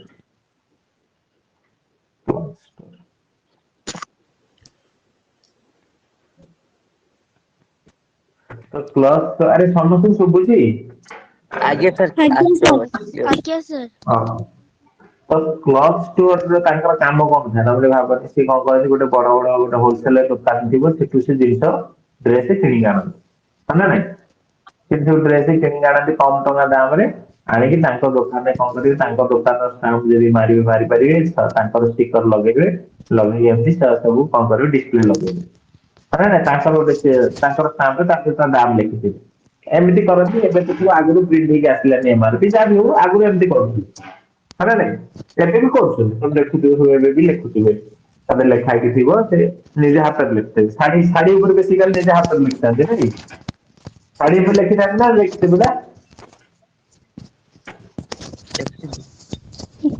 ଦେଖିନ କେହି ଦେଖିନ ଓକେ ତ ତାଙ୍କ କାମ ହଉଛି ଏୟା ତାହେଲେ ସେମିତି ମୁଁ ଯଦି ଗୋଟେ କଥା କହିବି ଯଦି କି ଗୋଟେ ଜିନିଷ 80 ଟଙ୍କାର ଦାମ ତାର ସିଏ ତା ଦେହରେ ଏକ 80 ଟଙ୍କା ଲେଖିବେ ତାର କଣ କଲେ ତାକୁ ଧର ଲେଖିଲେ 96 ଟଙ୍କା ହେଲା ଲେଖିଲେ 96 ଟଙ୍କା ଲେଖିଦେଲେ ତ 96 ଟଙ୍କା ଟିକେ ବଢିଆ କରିଦବ ଭଲ ଲାଗିବ ଧର ସେ କିଣିଥିଲେ ଆଣିଥିଲେ 100 ଟଙ୍କା ଦାମ ସେ ତା ଦେହରେ ଲେଖିଦେଇଛନ୍ତି 120 ଟଙ୍କା ହେଲା 120 ଟଙ୍କା ଲେଖିଛନ୍ତି ତମେ ଯାଇଛ ସେଟା କିଣିବାକୁ ତମକୁ ସେ କହିଲା 10% ଡିସକାଉଣ୍ଟ ଦେଇଦଉଛି ତମେ ଖୁସି ହେଇଗଲ ତମେ ଖୁସି ହେଇକି ତାକୁ କେତେ ଟଙ୍କା ନେଇକି ଆସିଲ 10% ଡିସକାଉଣ୍ଟ ମାନେ କେତେ 12 ଟଙ୍କା ମାନେ 108 ଟଙ୍କା ନେଇକି ଆସିଲ ଘରକୁ ଆସିଲ ହଁ ନା ନାଇଁ ତାହେଲେ ଏ ଜାଗାରେ ଆଜ୍ଞା ତମେ ଖୁସି ତମକୁ 10 ଟଙ୍କା ମାନେ 10% ଡିସକାଉଣ୍ଟ ମିଳିଛି ସେ ଜାଗାରେ ଦୋକାନୀ ବି ଖୁସି କାହିଁକି ତାକୁ 8 ଟଙ୍କା ଲାଭ ହେଇଛି କାରଣ ସେ 100 ଟଙ୍କା ଆଣିଥିଲା ବୁଝିପାରୁଛ ତ ଏଇଟା ଆଜ୍ଞା ଓଭରଅଲ ପ୍ରୋସେସ ଚାଲେ ଏ କଥା ସମସ୍ତେ ଜାଣିଛ ଆଜ୍ଞା ସାର୍ ହଁ ତାହେଲେ ଏଇଟାକୁ ଯଦି ଆମେ ଟିକେ ମ୍ୟାଥ ଟର୍ମରେ ଲେଖିବା ତାହେଲେ ଏଇଆ ହବ କଣ ନା ତାର ଗୋଟେ କ୍ରୟ ମୂଲ୍ୟ ଥିଲା ସେ ଦୋକାନୀର ଗୋଟେ କ୍ରୟ ମୂଲ୍ୟ ଥିଲା ଯୋଉଟା କି 100 ଟଙ୍କା। ସିଏ କଣ କଲା ଗୋଟେ ସୂଚିତ ମୂଲ୍ୟ ବନେଇଲା ହେଲା ଗୋଟେ ଇଂଲିଶରେ ହଉଛି ମାର୍କେଟ ପ୍ରାଇସ୍ ଓଡିଆରେ ହଉଛି ସୂଚିତ ମୂଲ୍ୟ ସେ କଣ କଲା ନା 120 କରିଦେଲା କଣ ମାନେ ବଢେଇକି ଯୋଉ ଷ୍ଟିକର ମାରିଲା ସେଇଟା ହଉଛି ସୂଚିତ ମୂଲ୍ୟ। ସେ କଣ କଲା ନା 20% କଣ କଲା ବଢେଇକି ଷ୍ଟିକର ମାରିଲା। ସୂଚିତ ମୂଲ୍ୟ ଅର୍ଥ ବିକ୍ରୟ ତାପରେ ମୂଲ୍ୟ। ନା ସୂଚିତ ମୂଲ୍ୟ ବିକ୍ରୟ ମୂଲ୍ୟ ତାପରେ ହେଲା ମୁଁ ଗୋଟେ ଡାଇଗ୍ରାମ ବୁଝେଇଛି ସେଇଥିପାଇଁ ଡାଇଗ୍ରାମ ଷ୍ଟୋରି କହିଲି ତାପରେ ଡାଇଗ୍ରାମ ବୁଝୁଛି। ସେ ତମ ଦୋକାନୀ ସେ କଣ କଲା ନା ମେନ୍ ଦୋକାନୀ ପାଖରୁ 100 ଟଙ୍କାରେ ନେଇକି ଆସିଲା ବଡ ଦୋକାନୀ ହୋଲସେଲ ପାଖରୁ ଏଇ ଆଜ୍ଞା ଯୋଉ 100 ଟଙ୍କା ଟା ହୋଲସେଲ ପାଖରୁ ସେ କିଣିକି ଆଣିଛି। ତାପରେ ନିଜ ଦୋକାନରେ ରାତିରେ ବସିକି ଛପା ମାରିଛି 120 ଟଙ୍କା 20% ବଢେଇକି ସେଇଟା ହେଇଗଲା ତମର ମାର୍କେଟ ପ୍ରାଇସ୍ ବା ସୂଚିତ ମୂଲ୍ୟ ବୁଝିଗଲା। ଆଜ୍ଞା ତାପରେ ସାର୍। ତମେ ଯାଇଛ ଥ୍ୟାଙ୍କ ୟୁ ଆଜି ସାର୍। କଷ୍ଟମର ତମେ ଯାଇଛ ତମେ କିଣିକି ଆଣିଲ 10% ଡିସକାଉଣ୍ଟ 10% ରିହାତିରେ ତାମାନେ ତମେ 108 ଟଙ୍କାରେ କିଣିକି ଆଣିଛ ଇଏ ହଉଛି ତମେ ହେଲା ଇଏ ହଉଛି ତମେ କଷ୍ଟମର ଏଟା କଣ କିଣା ମୂଲ୍ୟ କଷ୍ଟମର କିଣା ମୂଲ୍ୟ ବା ଦୋକାନୀର ବିକ୍ରୟ ମୂଲ୍ୟ ତମକୁ ଦୋକାନୀ 108 ଟଙ୍କାରେ ବିକିଛି ବୁଝିପାରୁଛ ତମକୁ ଦୋକାନୀ ଆଜ୍ଞା 108 ଟଙ୍କାରେ ବିକିଛି ତାହେଲେ ଏବେ ବୁଝିପାରିଲ ତାହେଲେ ଆରେ କଣ ଏଇଟା ହେଲା ତମର କ୍ରୟ ମୂଲ୍ୟ ଏଇଟା ହେଲା ତମର ବିକ୍ରୟ ମୂଲ୍ୟ ମଝିଟା ଯୋଉଟା 120 ସେଟା ହଉଛି ତମର ମାର୍କେଟ ପ୍ରାଇସ୍ ବା ସୂଚିତ ମୂଲ୍ୟ ଆଉ ଏଠି ହେଲା ଡିସକାଉଣ୍ଟ ଏଠି ହେଲା ବଢେଇକି ଲେଖିଲି ବୁଝିହେଲା ଆଜ୍ଞା ତ ଏଇ କନସେପ୍ଟରେ କୋଶ୍ଚିନ୍ କୁ କରିବାକୁ ଚାଲୁଥିବା ହେଲା ଯେତେବେଳେ ବି ଏମିତି କୋଶ୍ଚିନ୍ ଆସିବ ସୂଚିତ ମୂଲ୍ୟ ଏଇ ଲାଙ୍ଗୁଏଜ ମାଇଣ୍ଡରେ ଫିକ୍ସ କରିଦିଅ ସୂଚିତ ମୂଲ୍ୟ କୋଶ୍ଚିନ୍ ଆସିଲେ ତମେ ଏମିତି ତିନିଟା ଡ୍ରଇଂ କରିବ କଣ ତିନିଟା ଡ୍ରଇଂ ସିଧା କୋଶ୍ଚିନ୍ ପଢିଦେଲ ସୂଚିତ ମୂଲ୍ୟ ଆଡେ ତିନିଟା ଡ୍ରଇଂ କରିବ କେମିତି ଡ୍ରଇଂ ଏମିତି ଦେଖ ଡ୍ରଇଂ ଲିଭଉଛି କୋଶ୍ଚିନ୍ ପଢିଦେଲ ଯେ ଅଛି ସୂଚିତ ମୂଲ୍ୟ କୋଶ୍ଚିନ୍ରେ ସୂଚିତ ମୂଲ୍ୟ ଥିଲେ ତମେ ସାଙ୍ଗେ ସାଙ୍ଗେ ଏମିତି ଡ୍ରଇଂ କରିବ କଣ ଗୋଟିଏ ଦିଟା ତିନିଟା ଏମିତି ତିନିଟା ଗୋଲ ବୁଲେଇବ ପ୍ରଥମଟା ହଉଛି ତମର କଣ କିଣା ମୂଲ୍ୟ ସେକେଣ୍ଡ ଟା ହଉଛି ତମର ମାର୍କେଟ ସୂଚିତ ପ୍ରାଇସ୍ ମାନେ ସୂଚିତ ମୂଲ୍ୟ ଥାର୍ଡ ହଉଛି ତମର ସେଲିଂ ପ୍ରାଇସ୍ ବା ବିକ୍ରୟ ମୂଲ୍ୟ ଏମିତି ଚିତ୍ର ଗୋଟେ କରିଦବ ଢାଞ୍ଚ ତାପରେ କେବେ ବି ତମର କୌଣସି କୋଶ୍ଚିନ୍ ଭୁଲ ହବନି ସାଙ୍ଗେ ସାଙ୍ଗେ ଉତ୍ତର ବାହାର କରିବ ଏବେ ଭଲସେ ଦେଖ କଣ ଲେଖିବି ତମକୁ କୋଶ୍ଚିନ୍ ପଚାରିବି ଲାଭ କ୍ଷତି କେତେବେଳେ ହବ ଆଙ୍କ ଭିତରେ ହବ କିଣା ମୂଲ୍ୟ ଆଉ ବିକ୍ରି ମୂଲ୍ୟ ଭିତରେ ଲାଭ କ୍ଷତି ଆଙ୍କ ଭିତରେ ହବ ଆଙ୍କ ଭିତରେ ହବ କି ନା ମାନେ ଲାଭ କ୍ଷତି ତମର କିଣା ଆଉ ବିକା ଆଉ ମଝିରେ ମାର୍କେଟ ତା ସହିତ ଲାଭ କ୍ଷତିର ସମ୍ପର୍କ କଣ ତେଣୁ ସିଏ ତେଣୁ ଏଠି କହିଛି 162 ଟଙ୍କା ଲାଭ ହେଇଛି ତାମାନେ ଏଇଠି ହେଇଥିବ ଏଇ ଦି ଜଣଙ୍କ ଭିତରେ ହେଇଛି ବୁଝିପାରୁଛ ଲାଭ କ୍ଷତି କିଣିଲ ବିକିଲ ତା ଭିତରେ ମଝିରେ ତମେ ଛପା ମାରିଲ କଣ ମାରିଲ ତା ଭିତରେ ଲାଭ କ୍ଷତି କୋଉଠି ହବ ତେଣୁ ଏଇ କଥା ଗଲା ତାପରେ ହଉଛି କଣ 25% ରିହାତି ମୁଁ ଏଠି ଲେଖିବି 25% ରିହାତି ନା ସାର୍ ତା ହଁ ତଳେ କୋଉଠି ଲେଖିବି ତଳେ ଲେଖିବି ମାର୍କେଟ ସମସ୍ତେ ପ୍ରାଇସ୍ ବୁଝିପାରୁଛ ନା ବୁଝିପାରୁନ ଆଜ୍ଞା ସାର୍ ବୁଝିପାରୁଛି ବୁଝିପାରିଲି। ହଁ 25% ଡିସକାଉଣ୍ଟ ତାପରେ ଆଗକୁ ତାପରେ ଆପଣଙ୍କୁ କହିଛି 20% ଲାଭ ହେଇଛି ତାମାନେ ଲାଭ ଏଠି ବି ସେ ଲାଭ କ୍ଷତି କାହା ଭିତରେ ଆଙ୍କ ଭିତରେ ହିଁ ହବ ହଁ ନା ନାଇଁ ତାହେଲେ ଏଇଟା ହଉଛି ତମର ଆଜ୍ଞା 20% ହଁ ନା ନାଇଁ ତାହେଲେ 20% ଆଜ୍ଞା ଲାଭ ମାନେ ସେଇଥିପାଇଁ ମୁଁ ତମକୁ କହିଲି ଦେଖ ଦି ପାଖରେ ରହିଗଲା ମାନେ 20% ହିଁ 162 ସେଇଥିପାଇଁ ମୁଁ କହୁନଥିଲି 20% ହିଁ 162 100% କେତେ ତମ କୋଶ୍ଚିନ୍ ପଚାରିଥିଲ ଉତ୍ତର ପାଇଥିଲ କେତେ 110 ଗୁଣନ 162 ବାଇ 20 ଏଇଟା ତ ନାଇଁ এটা 100 না হ্যাঁ sorry হ্যাঁ 20 পঞ্চা দেন 810 810 810 তাহলে 810 ତମେ ପାଇଯାଇଥିଲ କଣ ନା କିଣା ମୂଲ୍ୟ ଏଇଟା 810 ପାଇ ଲେଖିଦେଲ ଏଠି ଦେଖ ଏମିତି ଚିତ୍ର କରି କରିବ କେବେ ଭୁଲ ହବ ନା 810 ପାଇଲି 810 ଲେଖିଦେଲି ଗଲା ତାପରେ କଣ କହିଛି 25% ରିହାତି ଦେଇଛି ଏଟା ତ ସେ କିଣିକି ଆଣିଥିଲା ରିହାତି ଦେଇଛି ମାନେ ଏଇଠି ତମେ 25% ରିହାତି ଦେଇକି ସେ ତମର ସେ କଣ କରୁଛି ସରି 25% ରିହାତି ଏଠି ଦେଇଛି 20% ଲାଭ କରିଛି ଏଠି କଣ କହିଛି ଦେଖ 20% ଲାଭ କରିଛି ଭଲସେ ଦେଖ 20% ଲାଭ କରିଛି, ବୁଝିପାରୁଛ? ତାହେଲେ 20% ଲାଭ ତମେ ତମ ହିସାବ ଶିଖେଇଛି 810 ଟଙ୍କାରେ କିଣିଛି 20% ଲାଭ କେତେ ଟଙ୍କାରେ ବିକିଥିବ 20% ମିଶଉନ ମାନେ 81 ର କେତେ ହଉଛି 16 162 ତାମାନେ 162 ମିଶେଇଲେ କେତେ ହଉଛି ପିଲା 962 962 ଏଇଟା ନୁହେଁ କି 962 ବିକିଛି ଲାଭ 181 810 କିଣିଛି 962 ବିକିଛି ତାହେଲେ ଯାଇକି ଲାଭ 162 ହବ ନା ନାଇଁ ନହେଲେ ତମେ ଏଇଠି ହିସାବ କରୁନ ଏ 810 ଟଙ୍କା ନାଇଁ ତମେ 162 ଦରକାର ନାହିଁ ତମେ ସେ କହିବି 162 ଲେଖା ହେଇଛି ଅଲରେଡି ତମେ ଏତେ ବାହାର କରୁଛ ଏଇ 810 ପାଇଯାଇଛି 810 ପ୍ଲସ 162 ମିଶିଗଲା କେତେ ହେଇଗଲା 962 କେତେ ହେଲା 962 ବୁଝିପାରିଲ ତ ତମେ ସବୁ ଘର ପାଇଗଲେନି ବଟ୍ ସେ ଦିଟା ଘର ବିଷୟରେ ପଚାରିନି ପଚାର ଯଦି ପଚାରିଥାନ୍ତା ଉତ୍ତର ପାଇବେ ଉତ୍ତର ଦେଇକି ଘରକୁ ଯାଆନ୍ତୁନି ବଟ୍ ସେ ପଚାରିନି ଏ ଦିଟା ଘର ବିଷୟରେ ସେ ପଚାରିଛି ମଝି ଘର ବିଷୟରେ ଦେଖୁନ ସାଇକେଲର ସୂଚିତ ମୂଲ୍ୟ କେତେ ମଝି ଘର ବିଷୟରେ ପଚାରିଛି ନା ନାଇଁ ହଁ ଆଜ୍ଞା ତାହେଲେ ସାର୍ ତାକୁ କରିବି କେମିତି ଦେଖ କରିବେ ତାହେଲେ ତମକୁ ଏଇଠି ବୁଝିବାକୁ ପଡିବ କଣ ଭଲସେ ଦେଖ ଏଠି କଣ କହିଛି 25% ଡିସକାଉଣ୍ଟ ଦେଇଛି କାରଣ ଏଇ ଯୋଉ 962 ଟା 25% ଡିସକାଉଣ୍ଟ ବାଲାଟା ନୁହଁ କି ଭଲସେ ଦେଖ ସେ କହୁଛି 25% ଡିସକାଉଣ୍ଟ ଦେଇକି ବିକିଛି ତାମାନେ ଏଇ 962 ଟା 25% ଡିସକାଉଣ୍ଟ ବାଲାଟା ନୁହଁ କି ବୁଝି ହଉଛି ନା ବୁଝି ହଉଛି ସେ କହୁଛି 25% ଡିସକାଉଣ୍ଟ ଦେଇକି ତଳେ ଲେଖିଛି ତାମାନେ ଏଇଟା 962 ତାହେଲେ 75% ଟା ନୁହଁ କି ଏଟା ଡିସକାଉଣ୍ଟ ମାନେ ଏଇଟା ତ ତାହେଲେ 75% ଟା ହଉଛି 962 ଏଇଠି ଯଦି ମୁଁ 100% ଦେବି ତାହେଲେ ମୁଁ ଏଇ ମଝିଟା ପାଇଯିବି ସରିଲା 100 962 ବାଇ 75 କାଟିଦେଲି ପୁଣି କାଟିଦେଲି ପୁଣି କାଟିଦେଲି ପୁଣି ଗୁଣିଦେଲି 416 4 2 8 4 12 ବୁଝିଗଲା ଦେଖ ତମେ ଯଦି ଏମିତି ହିସାବରେ କରିବାକୁ ଚାହୁଁଥିବ କୋଶ୍ଚିନ୍ ସହଜ ଗୋଟେ ସୂଚିତ ମୂଲ୍ୟ କୋଶ୍ଚିନ୍ ଉପରେ ଥିଲା ନା ସେମିତି କରିବା ଚାଲ ଉପରେ ଥିଲା ବୋଧେ ଆମେ କରିକି ଆସିଥିଲେ ଥିଲା ଗୋଟେ ସୂଚିତ ମୂଲ୍ୟ କୋଶ୍ଚିନ୍ ହଁ ଏଇଠି ଅଛି ଦେଖ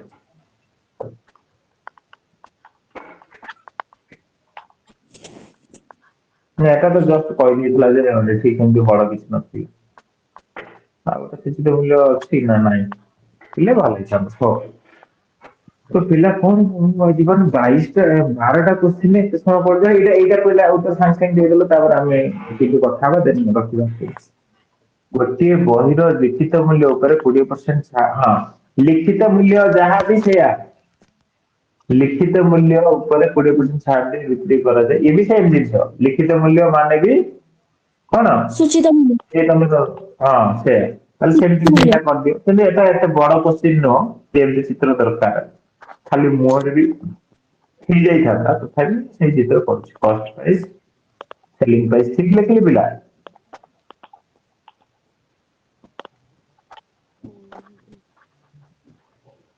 ପିଲା ଠିକ ଲେଖିଛି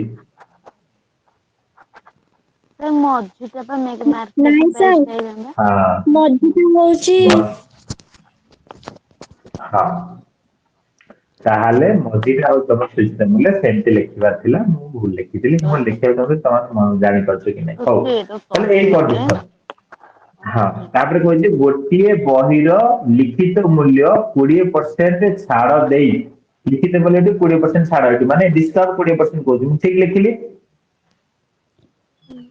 ଆଜ୍ଞା ଓକେ 20% ଲାଭରେ ବିକ୍ରି ହୁଏ ମାନେ 20% ଛାଡ ଦେଇକି ବି 20% ଲାଭରେ ବିକ୍ରି ହୁଏ ତାହେଲେ ଏଇଟା 20% ଲାଭ ହେଇଛି ଓକେ ତେବେ ଲିଖିତ ମୂଲ୍ୟ ଶତକଡା ଲାଭ ତେବେ ଲିଖିତ ମୂଲ୍ୟର ଶତକଡା ଲାଭ କେତେ ହୁଏ ନାଇଁ ନାଇଁ କୋଶ୍ଚିନ୍ ଟା ଠିକ ସେ ଲେଖିନି ହେଲା ମୁଁ ବହି ଦେଖେ ମୁଁ ଯାହା ଟାଇପ କରିବାକୁ କହିଛି ସେ କୋଶ୍ଚିନ୍ ଟାକୁ ସାୟଦ କିଛି ମିସ୍ କରିଛି 23 ନମ୍ବର ନାଇଁ ସେ ଯାହା ଅଛି ସେୟା ଲେଖିଛି କିଛି ଗୋଟେ ଆଉ ଜିନିଷ ଦବା ନାହିଁ 23 ନମ୍ବର ମେ ବି ଭାବୁଛି କୋଶ୍ଚିନ୍ କିଛି ଗୋଟେ ଛାଡି ଦେଇଛି ବନେଇଲା ବେଳେ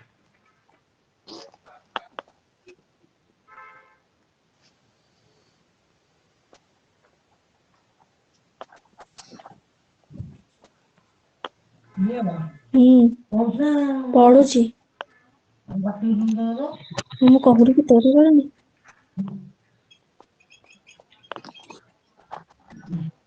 Okay. ହଉ ଚାଲ ଦେଖିବା ସାୟଦ କାଳେ କ୍ୱେଶ୍ଚିନ୍ ଠିକ ଥିବ ତ ଆମେ ଏଇ ଜାଗାରେ ପହଞ୍ଚିଛେ 20% ଏଠି ଡିସକାଉଣ୍ଟ ଦିଆଯିବ 20% ଲାଭ ହବ ତାହେଲେ ମୁଁ କହୁଛି 20% ପିଲା ଏଇଠି ଲାଭ ହବ ଏଇ ଦିଟା ଜିନିଷ ଦେଖ ଲାଭ ଏଇ ଜାଗାରେ ହୁଏ ଏଇ ଦିଜଣଙ୍କ ଭିତରେ କିଣା ମୂଲ୍ୟ ବିକ୍ରି ମୂଲ୍ୟ ଭିତରେ 20% ଲାଭ ମାନେ ଏଇଟା ଯଦି ମୁଁ 100 ଭାବୁଛି ତାହେଲେ ତମର ଏଇଟା 120 ବିକ୍ରି ହବା ଦରକାର Yes, sir. ଆଜ୍ଞା ଲାଭ ସାର୍। ହବ ତାହେଲେ ତେବେ ଲିଖିତ ମୂଲ୍ୟର ଶତକଡା କେତେ ଲାଭ ହବ ହଁ। ଓକେ ଲିଖିତ ମୂଲ୍ୟରେ ବିକିଲେ ଶତକଡା କେତେ ଲାଭ ହବ ଯଦି ଟଙ୍କା କାହିଁ କହିଛି ତାହେଲେ ଶତକଡା କେତେ ଲାଭ ହବ କହିଛି ତ ଟଙ୍କା କେମିତି ହବ କୋଶ୍ଚିନ୍ ଆକ୍ଚୁଆଲି କଣ ହେଇଥିବନି ବହିରେ ରଙ୍ଗ ଦେଇଛି ଏଠି ଟଙ୍କା ହଁ ଟଙ୍କା ରହିବନି ଶତକଡା କେତେ ଲାଭ କହିଛି ଫଟୋ ଟଙ୍କା ପଠେଇଛି କେମିତି ହଁ ହୁଁ। ତାପରେ କହିଛି ତେବେ ଲିଖିତ ମୂଲ୍ୟର ଶତକଡା କେତେ ହବ ଓକେ ତ ଏ ଜାଗାରେ ତମର କହୁଛି ମାନେ ସିଏ ଏମିତି କୋଶ୍ଚିନ୍ ଟା ଟିକେ ବଡକି ଲେଖିବାର ଥିଲା ଯେ ମୁଁ କଣ କଲି 20% ଛାଡ ଦେଲି ମୋର 20% ଲାଭ ହେଲା ମୁଁ ଲିଖିତ ମୂଲ୍ୟ ଉପରେ ବିକିବି ତାହେଲେ ମୋର ଶତକଡା କେତେ ଲାଭ ହବ ଏମିତି କହିବା କଥା ତେବେ ସେ କହୁଛି ଲିଖିତ ମୂଲ୍ୟର ଶତକଡା ନୁହଁ ଲିଖିତ ମୂଲ୍ୟରେ ବିକ୍ରି କଲେ ଶତକଡା କେତେ ଲାଭ ହବ ଏଇଟା କୋଶ୍ଚିନ୍ ହବା ଦରକାର ଲିଖିତ ମୂଲ୍ୟରେ ବିକ୍ରି କଲେ ଓକେ ତାହେଲେ ଏଇଟା ଯଦି 120 ଏଇଠି 10 ସେ ସେମ୍ କୋଶ୍ଚିନ୍ ଦେଖ 20% ଡିସକାଉଣ୍ଟ ଦିଆଯାଇଛି ଏଇଟା ପାଇବା ପାଇଁ କଣ ହବ 20% ଡିସକାଉଣ୍ଟ ମାନେ 80% ତାହେଲେ 80% ହଉଛି 120 100% କେତେ ପଚାରିକି ମୁଁ ଉପରେ ଲେଖିପାରିବି 100 ଗୁଣନ 120 ବାଇ 80 20 করে কাটলে 20 100 20 120 20 180 ପୁଣି ଏଟା ହେଇଯିବ 25 25 150 ତା ମାନେ 150 ଟଙ୍କାରେ ମୁଁ କଣ କରିବି ମୋର ଏଟା ହଉଛି ବିକ୍ରି ମାନେ ଲିଖିତ ମୂଲ୍ୟ ସେ ଲିଖିତ ମୂଲ୍ୟରେ ସୂଚିତ ବିକିବି ମୂଲ୍ୟ। ତାହେଲେ ମୁଁ କିଣିଛି ହଁ ସୂଚିତ ମୂଲ୍ୟ ତାହେଲେ ସେ ସୂଚିତ ମୂଲ୍ୟରେ ବିକିବାକୁ କହୁଛି ତ ସୂଚିତ ମୂଲ୍ୟ ବିକିବାକୁ ଏ ଗଲେ ତମର ଲାଭ ସାର୍ କ୍ଷତି କେତେ ହବ 80% ନା କେମିତି 120 ହେଲା? ହଁ 80% କେମିତି ସବୁ ମୁଁ ପଛ କୋଶ୍ଚିନ୍ କଲି ଯେ ତମର ଯଦି 20% ଡିସକାଉଣ୍ଟ ଦେଇକି ଯଦି 120 ହେଇଛି ତାମାନେ ଏଇଟା ହଉଛି ତମର 80% ନୁହେଁ କି ସେଲିଂ ପ୍ରାଇସ୍ 20 ଯଦି ହଁ ହଁ ଯଦି 20% ଯଦି 20% ଡିସକାଉଣ୍ଟ ଦେଇକି 120 ଡିସକାଉଣ୍ଟ ହେଇଛି ହେଇଛି ତା ତେବେ ସେଲିଂ ହଁ ପ୍ରାଇସ୍ ଟା 80%। ହଁ ହଁ ସେଇ ସେଲିଂ ପ୍ରାଇସ୍ ଟା ସେଇଟା 80% ହେଇଯିବ ନା ସେଇ ଜିନିଷଟା ନିଜେ ତାହେଲେ 80% ହଉଛି 120 100% ମୁଁ ଏଠି ପଚାରିକି ମୁଁ ତା ଉପର ଜାଗାରେ ମାନେ ମେନ୍ ଟା ପାଇଗଲି ମାନେ ତମର ମାର୍କେଟ ପ୍ରାଇସ୍ ବା ସୂଚିତ ମୂଲ୍ୟ ପାଇଗଲି ଯୋଉଟା କି ତମର 150 ପାଇଲି ତାହେଲେ 150 ପାଇଗଲି ତାହେଲେ କିଣିଛ 100 ଟଙ୍କା 150 ବିକିବ କହୁଛି ସେ କଣ ସାର୍ କରୁଛି ତେବେ ହଁ ଲିଖିତ ମୂଲ୍ୟରେ ବିକ୍ରି କଲେ ଶତକଡା ଲାଭ କେତେ ହବ ତମେ ଦେଖୁଛ ଯେ 50% ଲାଭ ଓକେ ତ ସାର୍। ପିଲା ସାୟଦ ଆମେ ଏବେ କ୍ଲାସ କୁ ରଖିବା ବଟ୍ ଏଇ କ୍ୱେଶ୍ଚନ କୁ ମୁଁ ଭାବୁଛି ତମେ ମାକ୍ସିମମ୍ 10 ସେକେଣ୍ଡ ଉତ୍ତର ଦେଇପାରିବ ଜଲ୍ଦି ଦିଅ ଏଇଟା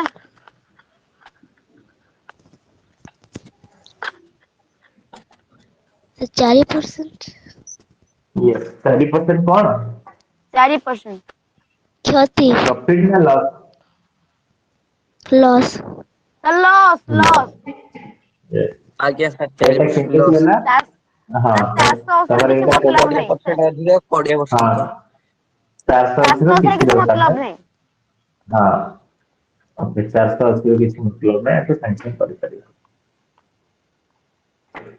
ଏଇଟା ଗୋଟେ କରିଥିଲେ ସେଦିନ ଗୋଟେ ସିଲେଇ ମେସିନରେ ହଁ ହଁ ବଢିଆ ହେଇଛି ବଢିଆ ଏବେ ଗୋଟେ କାମ କରିବା ଏବେ ଗୋଟେ ପରଫେକ୍ଟ ସେଇ ଢାଞ୍ଚା ହିସାବରେ କରିବା ଏଇଟା କିଏ କରିବ ଏବେ ଏଇଟା ଦିବ୍ୟ କରିକି ଦେଖେଇବ ଓକେ ଦିବ୍ୟ ମତେ କୋଉ ଉପରେ କଣ ଲେଖିବି sir sir cost price Perfect. ତାପରେ କଣ ସାର୍ ଲେଖିବି ମାର୍କେଟ ପ୍ରାଇସ୍ ଓକେ ତାପରେ କଣ ଲେଖିବି ତାପରେ ସେଲିଂ ପ୍ରାଇସ୍ ଓକେ ତାପରେ କୋଶ୍ଚିନ୍ ପଢ କୋଉଠି କଣ କେତେ ଟଙ୍କା ଦିଆହେଇଛି କହିକି ମତେ କୁହ ଆଜ୍ଞା ସାର୍ ଜଣେ ଟିକେ ସାର୍ ଜଣେ ଦୋକାନୀ ଗୋଟିଏ ସିଲେଇ ମେସିନ କୁ 1100 ଟଙ୍କା ଲିଖିତ ମୂଲ୍ୟ ରଖିଥିଲା ରହିଯା ସେ ରହିଯା ତା ରହିଯା ଉପରେ 10 ରହିଯା ଆଜ୍ଞା ଲିଖିତ ମୂଲ୍ୟ ପଢିଲ ଲିଖିତ ମୂଲ୍ୟ କଣ ଲେଖିବି ସାର୍ ମାର୍କେଟ ପ୍ରାଇସ୍ ପାଖର ହଁ ଏମିତି ଥୋଇଯିବ ମାନେ ପରୀକ୍ଷାରେ କେତେବେଳେ ବି ଭୁଲ ହବନି ତାପରେ ପଢ ତାପରେ ତା ଉପରେ 10% ରିହାତି ରିହାତି କଣ ଲେଖିବି ସାର୍ ସେଇଠି ହଁ ଆଜ୍ଞା ହଁ ତାପରେ ତାପରେ ରିହାତି ଦେଲା ପରେ 10% ଲାଭ ହଉଛି, ତା ଲାଭଟା 10% ମାନେ ଆଙ୍କ ଦି ଜଣଙ୍କ ଭିତରେ ହବ, ସେଇଠି ଏମିତି ଗୋଟେ ଗାର ପକେଇ କହିବି 10 ତଳେ ନା ଏମିତି ଦି ଜଣଙ୍କ ଏମିତି ଗୋଟେ ଗାର ପକେଇ କହିବ 10% କଣ ହେଲା ନା ପ୍ରଫିଟ ଆଜ୍ଞା ହେଲା ଗଲା। ତେବେ ସିଲେବସରେ କିଣା ମୂଲ୍ୟ କେତେ ମାନେ ଉପରଟା ପଚାରିଛି ତମକୁ ଯୋଉଟା କୋଶ୍ଚିନ୍ ପଚାରିଛି ତାକୁ କୋଶ୍ଚିନ୍ ମାର୍କ ଟାଇପର ଦେଇଦେବ। ଆଜ୍ଞା ଦେଖ ପିଲା ପହଞ୍ଚିବା ପାଇଁ ହଁ ଉତ୍ତର ପାଇଯିବ। ପହଞ୍ଚିବା ପାଇଁ କେତେ ସୁବିଧା ରାସ୍ତା ମୁଁ ତମକୁ ଦେଖୁଛି ପିଲା, ତାହେଲେ ଆମେ କୋଉ ରାସ୍ତାରେ ଯାଇପାରିବା ଦେଖ ଏଇଠି ଯୋଉଠି ତମ ପାଖରେ ଗୋଟେ ନମ୍ବର ଅଛି ସେଇଠୁ ବଢିବାକୁ ପଡିବ। ତାହେଲେ ଏଇଠୁ ମୁଁ ଆଗେ ତଳକୁ ଯିବି, ପୁଣି ତଳକୁ ଯାଇ ସାରି ପୁଣି ଉପରକୁ ଯିବି, ତାହେଲେ ଉତ୍ତର ପାଇଯିବି। ଚାଲ ଦେଖ ଏବେ 10% ତାହେଲେ 1100 ରୁ 10% ମାଇନସ କରି ଏଠି ଲେଖ ଡିଫାଇନ୍ କର କେତେ ହଉଛି 10% ମାଇନସ କରି ଲେଖ 1100 ରୁ 10% ମାଇନସ କରି ଲେଖ। Sir, 1000. 10% 110 ପଳେଇବ, 110 ପଳେଇଲେ 1000 କେମିତି ହଉଛି? ନା ନା ସେମାନେ ସେଟା 990 10% ବ୍ରେକ୍ କରିଦେଲେ। 990 ହଁ 990 ତାର 990 990 ହଉଛି ତମର ସେଲିଂ ପ୍ରାଇସ୍ ପାଇଗଲ, ସେଇଟା ହଉଛି କଣ 10% ଲାଭ ବାଲା। ଦେଖୁନ କୋଶ୍ଚିନ୍ କହୁନି ସେୟା, ସେଟା 10% ଲାଭ ବାଲା, କାରଣ 990 ଟା କେତେ ପରସେଣ୍ଟ? 990 ଟା ହଉଛି 10% ଲାଭ ବାଲାଟା, ତାହେଲେ ସେଇଟା କେତେ ପରସେଣ୍ଟ? 110%. 110%. 110%। 110% ଟା ହଉଛି 990। ଆଉ ପିଲା ତମର କଷ୍ଟ ପ୍ରାଇସ୍ ସବୁବେଳେ କେତେ ପରସେଣ୍ଟ ହୁଏ? 100%. 100%। ହଁ ତାହେଲେ ଉତ୍ତର ପାଇଯିବ କେତେ 9 ତମେ ଜାଗା ସାର୍ ଉପରେ 900 ପହଞ୍ଚିଗଲ। ଦେଖ କେତେ ବଢିଆ ଚିତ୍ରଟା ହେଇଗଲେ କେତେ ଭଲସେ ଆମେ କରିପାରୁଛେ ବୁଝିପାରୁଛ। ମୁଁ ଆଗେ ଯାହା ଦେଇଛି ସେଇଠି ଥୋଇଦେଲି, ତାପରେ ମୁଁ ଯୋଉ ରାସ୍ତାରେ ଯାଇପାରିବି ସେଇ ରାସ୍ତାରେ ଗଲି। ତମେ କହିବ ନା ସାର୍ ଏଇଠୁ ଆରମ୍ଭ କର, ଏଠି ତ କୋଶ୍ଚିନ୍ ମାର୍କ ଥିଲା ମୁଁ ସେଇଠୁ ଆରମ୍ଭ କେମିତି କରିବି? ତମେ ଯଦି କହିବ ସାର୍ ଏଇଠୁ ଆରମ୍ଭ କର, ଏଇଠୁ ଆମେ ଏଠି ଯିବା ପାଇଁ କିଛି ରାସ୍ତା ଦେଇନି ନା, କିଛି କହିନି କିଛି ଆଜ୍ଞା କରିବ କିଛି କରିବ ସେ କିଛି କହିନି, ତେଣୁ ଆମେ ଏଠି ଆରମ୍ଭ କରିପାରିବାନି ବୁଝିପାରୁଛ। କେବଳ ଏଇଠି ଗୋଟେ ଟଙ୍କା ଥିଲା, ଏଇଠି ପୁଣି ତାଙ୍କ ତଳେ ଗୋଟେ ଦେଇଥିଲା 10%, ତେଣୁ ଏଇଠୁ ଆମେ ଆରମ୍ଭ କଲୁ ବୁଝିହେଲା। ଆଜ୍ଞା ସାର୍ Yes, sir. ତ 25ଟି କୋଶ୍ଚିନ୍ ଆଜି ସାରିଦେଲେ ପିଲା, ଇଏ କୋଶ୍ଚିନ୍ ଟା ବି ଆମେ 10 ସେକେଣ୍ଡ କରିପାରିବା। ମୁଁ କହିଥିଲି ଯେ ତମକୁ ଆଜ୍ଞା ସାର୍ ଏଟା ସାଇଜରେ ହେଇଯିବ ଲେଖିବ। ହଁ କୁହ ସାର୍ ଏଟା ଦେଖି ହେଇଯିବ। କଣ କେମିତି ଲେଖିବ କୁହ। ରୁହନ୍ତୁ ସାର୍ କେମିତି ଲେଖିବି 20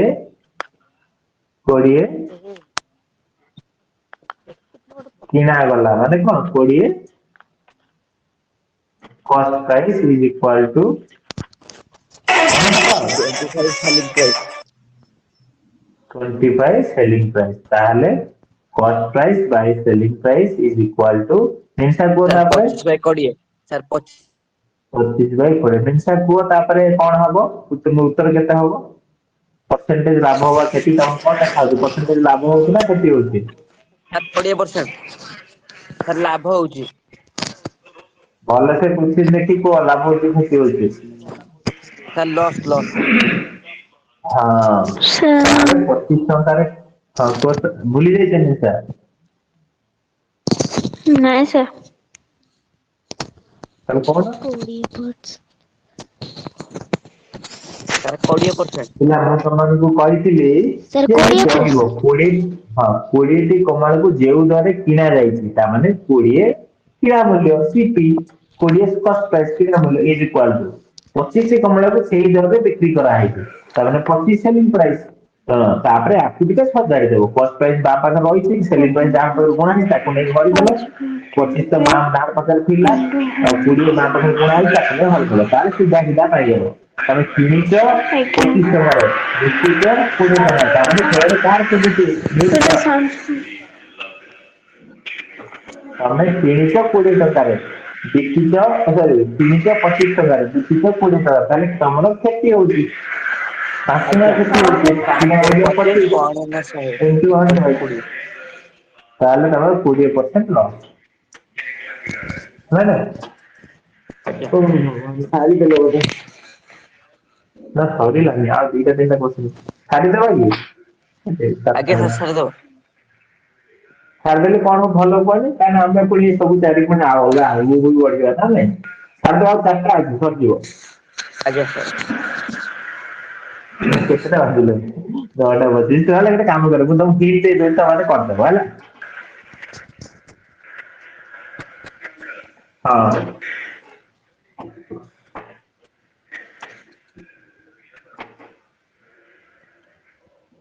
ओके तो पिला ये सब क्वेश्चन को भी तुम हम वेबसाइट विजिट करथिला ना नहीं मो वेबसाइट रे भी पकेइथिले वेबसाइट विजिट करले से डायरेक्ट खाली ये क्वेश्चन एमति कि काली भी जा पढ़ाबो से क्वेश्चन भी अछि विजिट करिवो लिंक पाई जीवो ए जो पढ़ क्विज भी अछि क्विज जाई अटेंड करिवो ए क्विज ଏଇଟା ଆମ अछि ये सब ହ୍ୱାଟ୍ସଆପ क्वेश्चन କୁ अछि ସେଣ୍ଡ କରିବେ। हाँ निश्चय करिवा तो एबे जो पढ़ुचे ताको क्वेश्चन एइटी सरिला एटा मैं एबे ई क्वेश्चन करलो এই কোশ্চেন কে তোমার ଥିଲା দেন তারপরে ଏବେ କମଳାଟା କଲର ଦେ এই କୋଶ୍ଚିନ୍ ଅଛି ତାପରେ ତମର କାଲି ପଢା ଯୋଉଟା ଇଏ 25ଟା ଦେଖ 1 2 3 4 ଇଏ 25ଟା କୋଶ୍ଚିନ୍ ଅଛି କାଲି ପଢା କରିଯିବ ତମେ ହେଲା ଏଇ କୋଶ୍ଚିନ୍ ବି ସହଜ ଇଏ ଇଏ କୋଶ୍ଚିନ୍ ବି ସହଜ ସବୁ କରିକି କରିପାରିବ ସବୁ ବହୁତ ସହଜ ଆଜ୍ଞା ସାର୍ ସହଜ ଅଛି। ଏଠି ଦେଖ ଏଠି କଣ ଏଇ 20 ନମ୍ବର କୋଶ୍ଚିନ୍ କଣ କହିଲେ ଗୋଟିଏ ରେଟକୁ 400 ଟଙ୍କାରେ କିଣିଲ 448 ଟଙ୍କା ବିକିଲ ଲାଭ ହେଲା ନା କ୍ଷତି ହେଲା ଶତକଡା ଲାଭ ପଚାରିଛି ସାର୍ ଲାଭ ହେଲା। ହଁ ତାହେଲେ ଶତକଡା ଲାଭ ସୂତ୍ର କଣ 48 ବାଇ 400 ସାର୍ ଇଣ୍ଟୁ ଦୁଇ 100 ଆଜ୍ଞା ସାର୍ 12%। 12 ବାର ତ ପିଲା ଆଜି କ୍ଲାସ ଟା ଆମେ ଯେତିକି ହଉ କରିଲେ ଦେଖିଆ ରେକର୍ଡିଂ କରୁଥିଲେ ରେକର୍ଡିଂ ହେଇଛି ତ ହଁ ତ ମୁଁ ଆଶା କରୁଛି କି ଆଜି ନୂଆ ପିଲା ଆସିଥିଲ ଲିଜା ମୁଁ ବୁଝିପାରିଲି ମୁଁ ଆଶା କରୁଛି ଫିର ବି ଯଦି ଟିକେ ରହିଯାଇଛି ବ୍ୟସ୍ତ ହୁଅନି ନିହାତି ଆଗକୁ ସାର୍ ତମେ ସେ ଲିଙ୍କ ବୁଝିପାରିବ ଟା ଏବେ କଣ ପଠେଇବେ ନା? କରୁଛ କଣ ନାହିଁ ହଁ ଲିଙ୍କ ଗ୍ରୁପରେ ଅଛି ନହେଲେ ମୁଁ ନା ଏଇ ଆଉଥରେ ଯୋଉ ପଠେଇଦେବି ନହେଲେ ଆମ ୟୁଟ୍ୟୁବ ଲିଙ୍କ ଟା। ନହେଲେ ଆପ୍ଲିକେସନ ଅଛି ବା ହଁ ବୁଝିଲି ଆପ୍ଲିକେସନ ଅଛି ଆପ୍ଲିକେସନରେ ଦେଖ ଦି ତିନିଟା ପୋଷ୍ଟ ତଳେ ଥିବ ମୁଁ କଣ କହିବା ସାର୍ କଥା ହଉଛି ସେଟା ନାହିଁ ଏଇ ଯୋଉ କ୍ଲାସ ୟୁଟ୍ୟୁବ ରେ କେମିତି ହଁ ଦେଖିବେ ନିଶ୍ଚୟ ସେଇ ନିଶ୍ଚୟ ମୁଁ ସକାଳୁ ସକାଳୁ ପଠେଇଦେବି ତ ଆଜ୍ଞା ତାପରେ ପିଲା ହଁ ଲିଜା ମୁଁ ନିହାତି କାଲି ତମ ସହିତ କଥା ହେବି କ୍ଲାସରେ ଆଜି ହେଇଗଲାଣି ବହୁତ ତମେ କଣ କରୁଛ କଣ ନାହିଁ ସବୁ ବିଷୟରେ ନିହାତି କଥା ହବା ଆମେ ଟାର୍ଗେଟ ହଉଛି ମାର୍ଚ୍ଚ ମାସରେ ପରୀକ୍ଷା ଅଛି ଫର୍ମ ଫିଲପ ଯେତେ ହବ ମୁଁ ନିଶ୍ଚୟ କରିଦେବି ତମ ମାନଙ୍କର ମାର୍ଚ୍ଚ ମାସରେ ପରୀକ୍ଷା ଅଛି ଆମେ ମାର୍ଚ୍ଚ ମାସ ସୁଦ୍ଧା ଏଇ ବହି ସାରିକି ତାର ରିଭିଜନ କରିକି ମାନେ ସମ୍ପୂର୍ଣ୍ଣ କ୍ଲିୟର କରିଦେବି ହେଲା ଆଉ ଶେଷରେ ଆଉଥରେ ହାପି ନ୍ୟୁ ଇୟର ପିଲା ନିହାତି ସମସ୍ତେ ମନ ଦେଇ ପଢିବ ଆଜିଠୁ ଆଉ ଆମେ PMC କ୍ଲିୟର କରିବା ଠିକ ଅଛି PDF ଟା ବି ଆଜ୍ଞା ପଠେଇ ଦିଅନ୍ତୁ। हाँ पीडीएफ भी पठा दे पीडीएफ पठेଇଦେବା पीडीएफ ପରେ ପିଡିଏଫ ଆନ୍ସର ଗୁଡା ତମେ ଯୋଉ ଲେଖିଛି ସେଗୁଡା ଥିବ ନା ହଁ ପରଫେକ୍ଟ ନହେଲେ ଆମ ୱେବସାଇଟ ରେ ଅଛି PDF ଓକେ ଆଜି କେତେ ସମୟ କ୍ଲାସ ହେଇଗଲା 1.5 ଘଣ୍ଟା ପାଖାପାଖି ହେଇଗଲା ନାଇଁ ସାର୍ 1.5 ଭଲ ଘଣ୍ଟା ନା 2 ଘଣ୍ଟା କରୁଥିଲେ ସାର୍ ଆହୁରି ହେଇଥିଲେ ହେଇଥାନ୍ତା। ଆଉ କିଛି ଲେଖିଥାନ୍ତା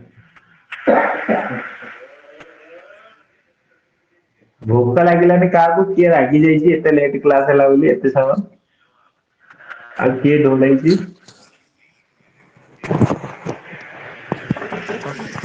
କ୍ଲାସ କୁହ ଜଲ୍ଦି କିଏ ଢୋଳେଇଛି କିଏ ରାଗି ଯାଇଛି କୁହ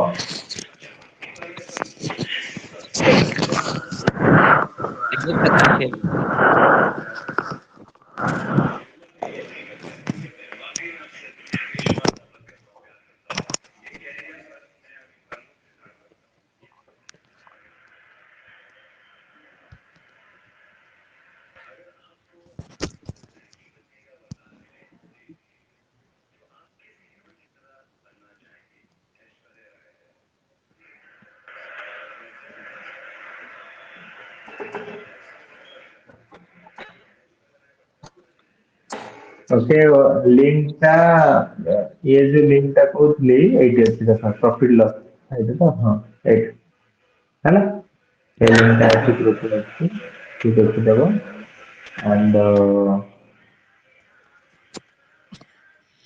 ये सारिका किए सेमପିଓ କ୍ଲାସ କ୍ଲାସ ସେମପିଓ ପଠେଇଲି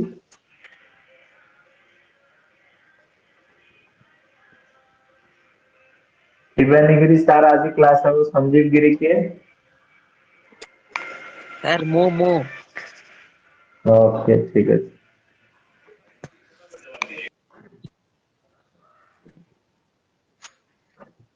चार क्लास वेदांत कुमार गिरी के। ସାର୍ ସିଏ ବି ମୁଁ अरे बाबा ସବୁ ତମେ।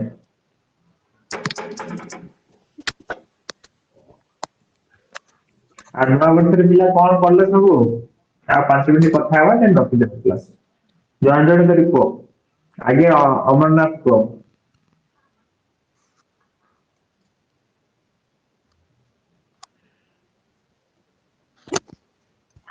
ଅମରନାଥ ଶୋଇପଡିଛି। ତାପରେ ଅନିତା କୁହ।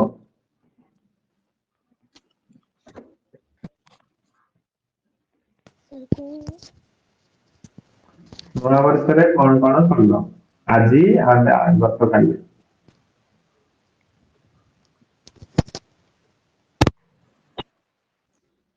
ଆଜି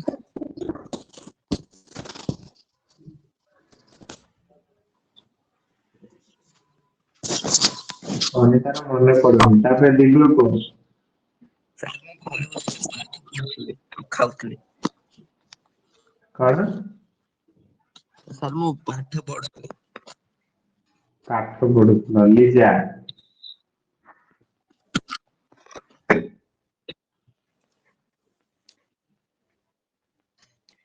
ଲିଜା କୁହ।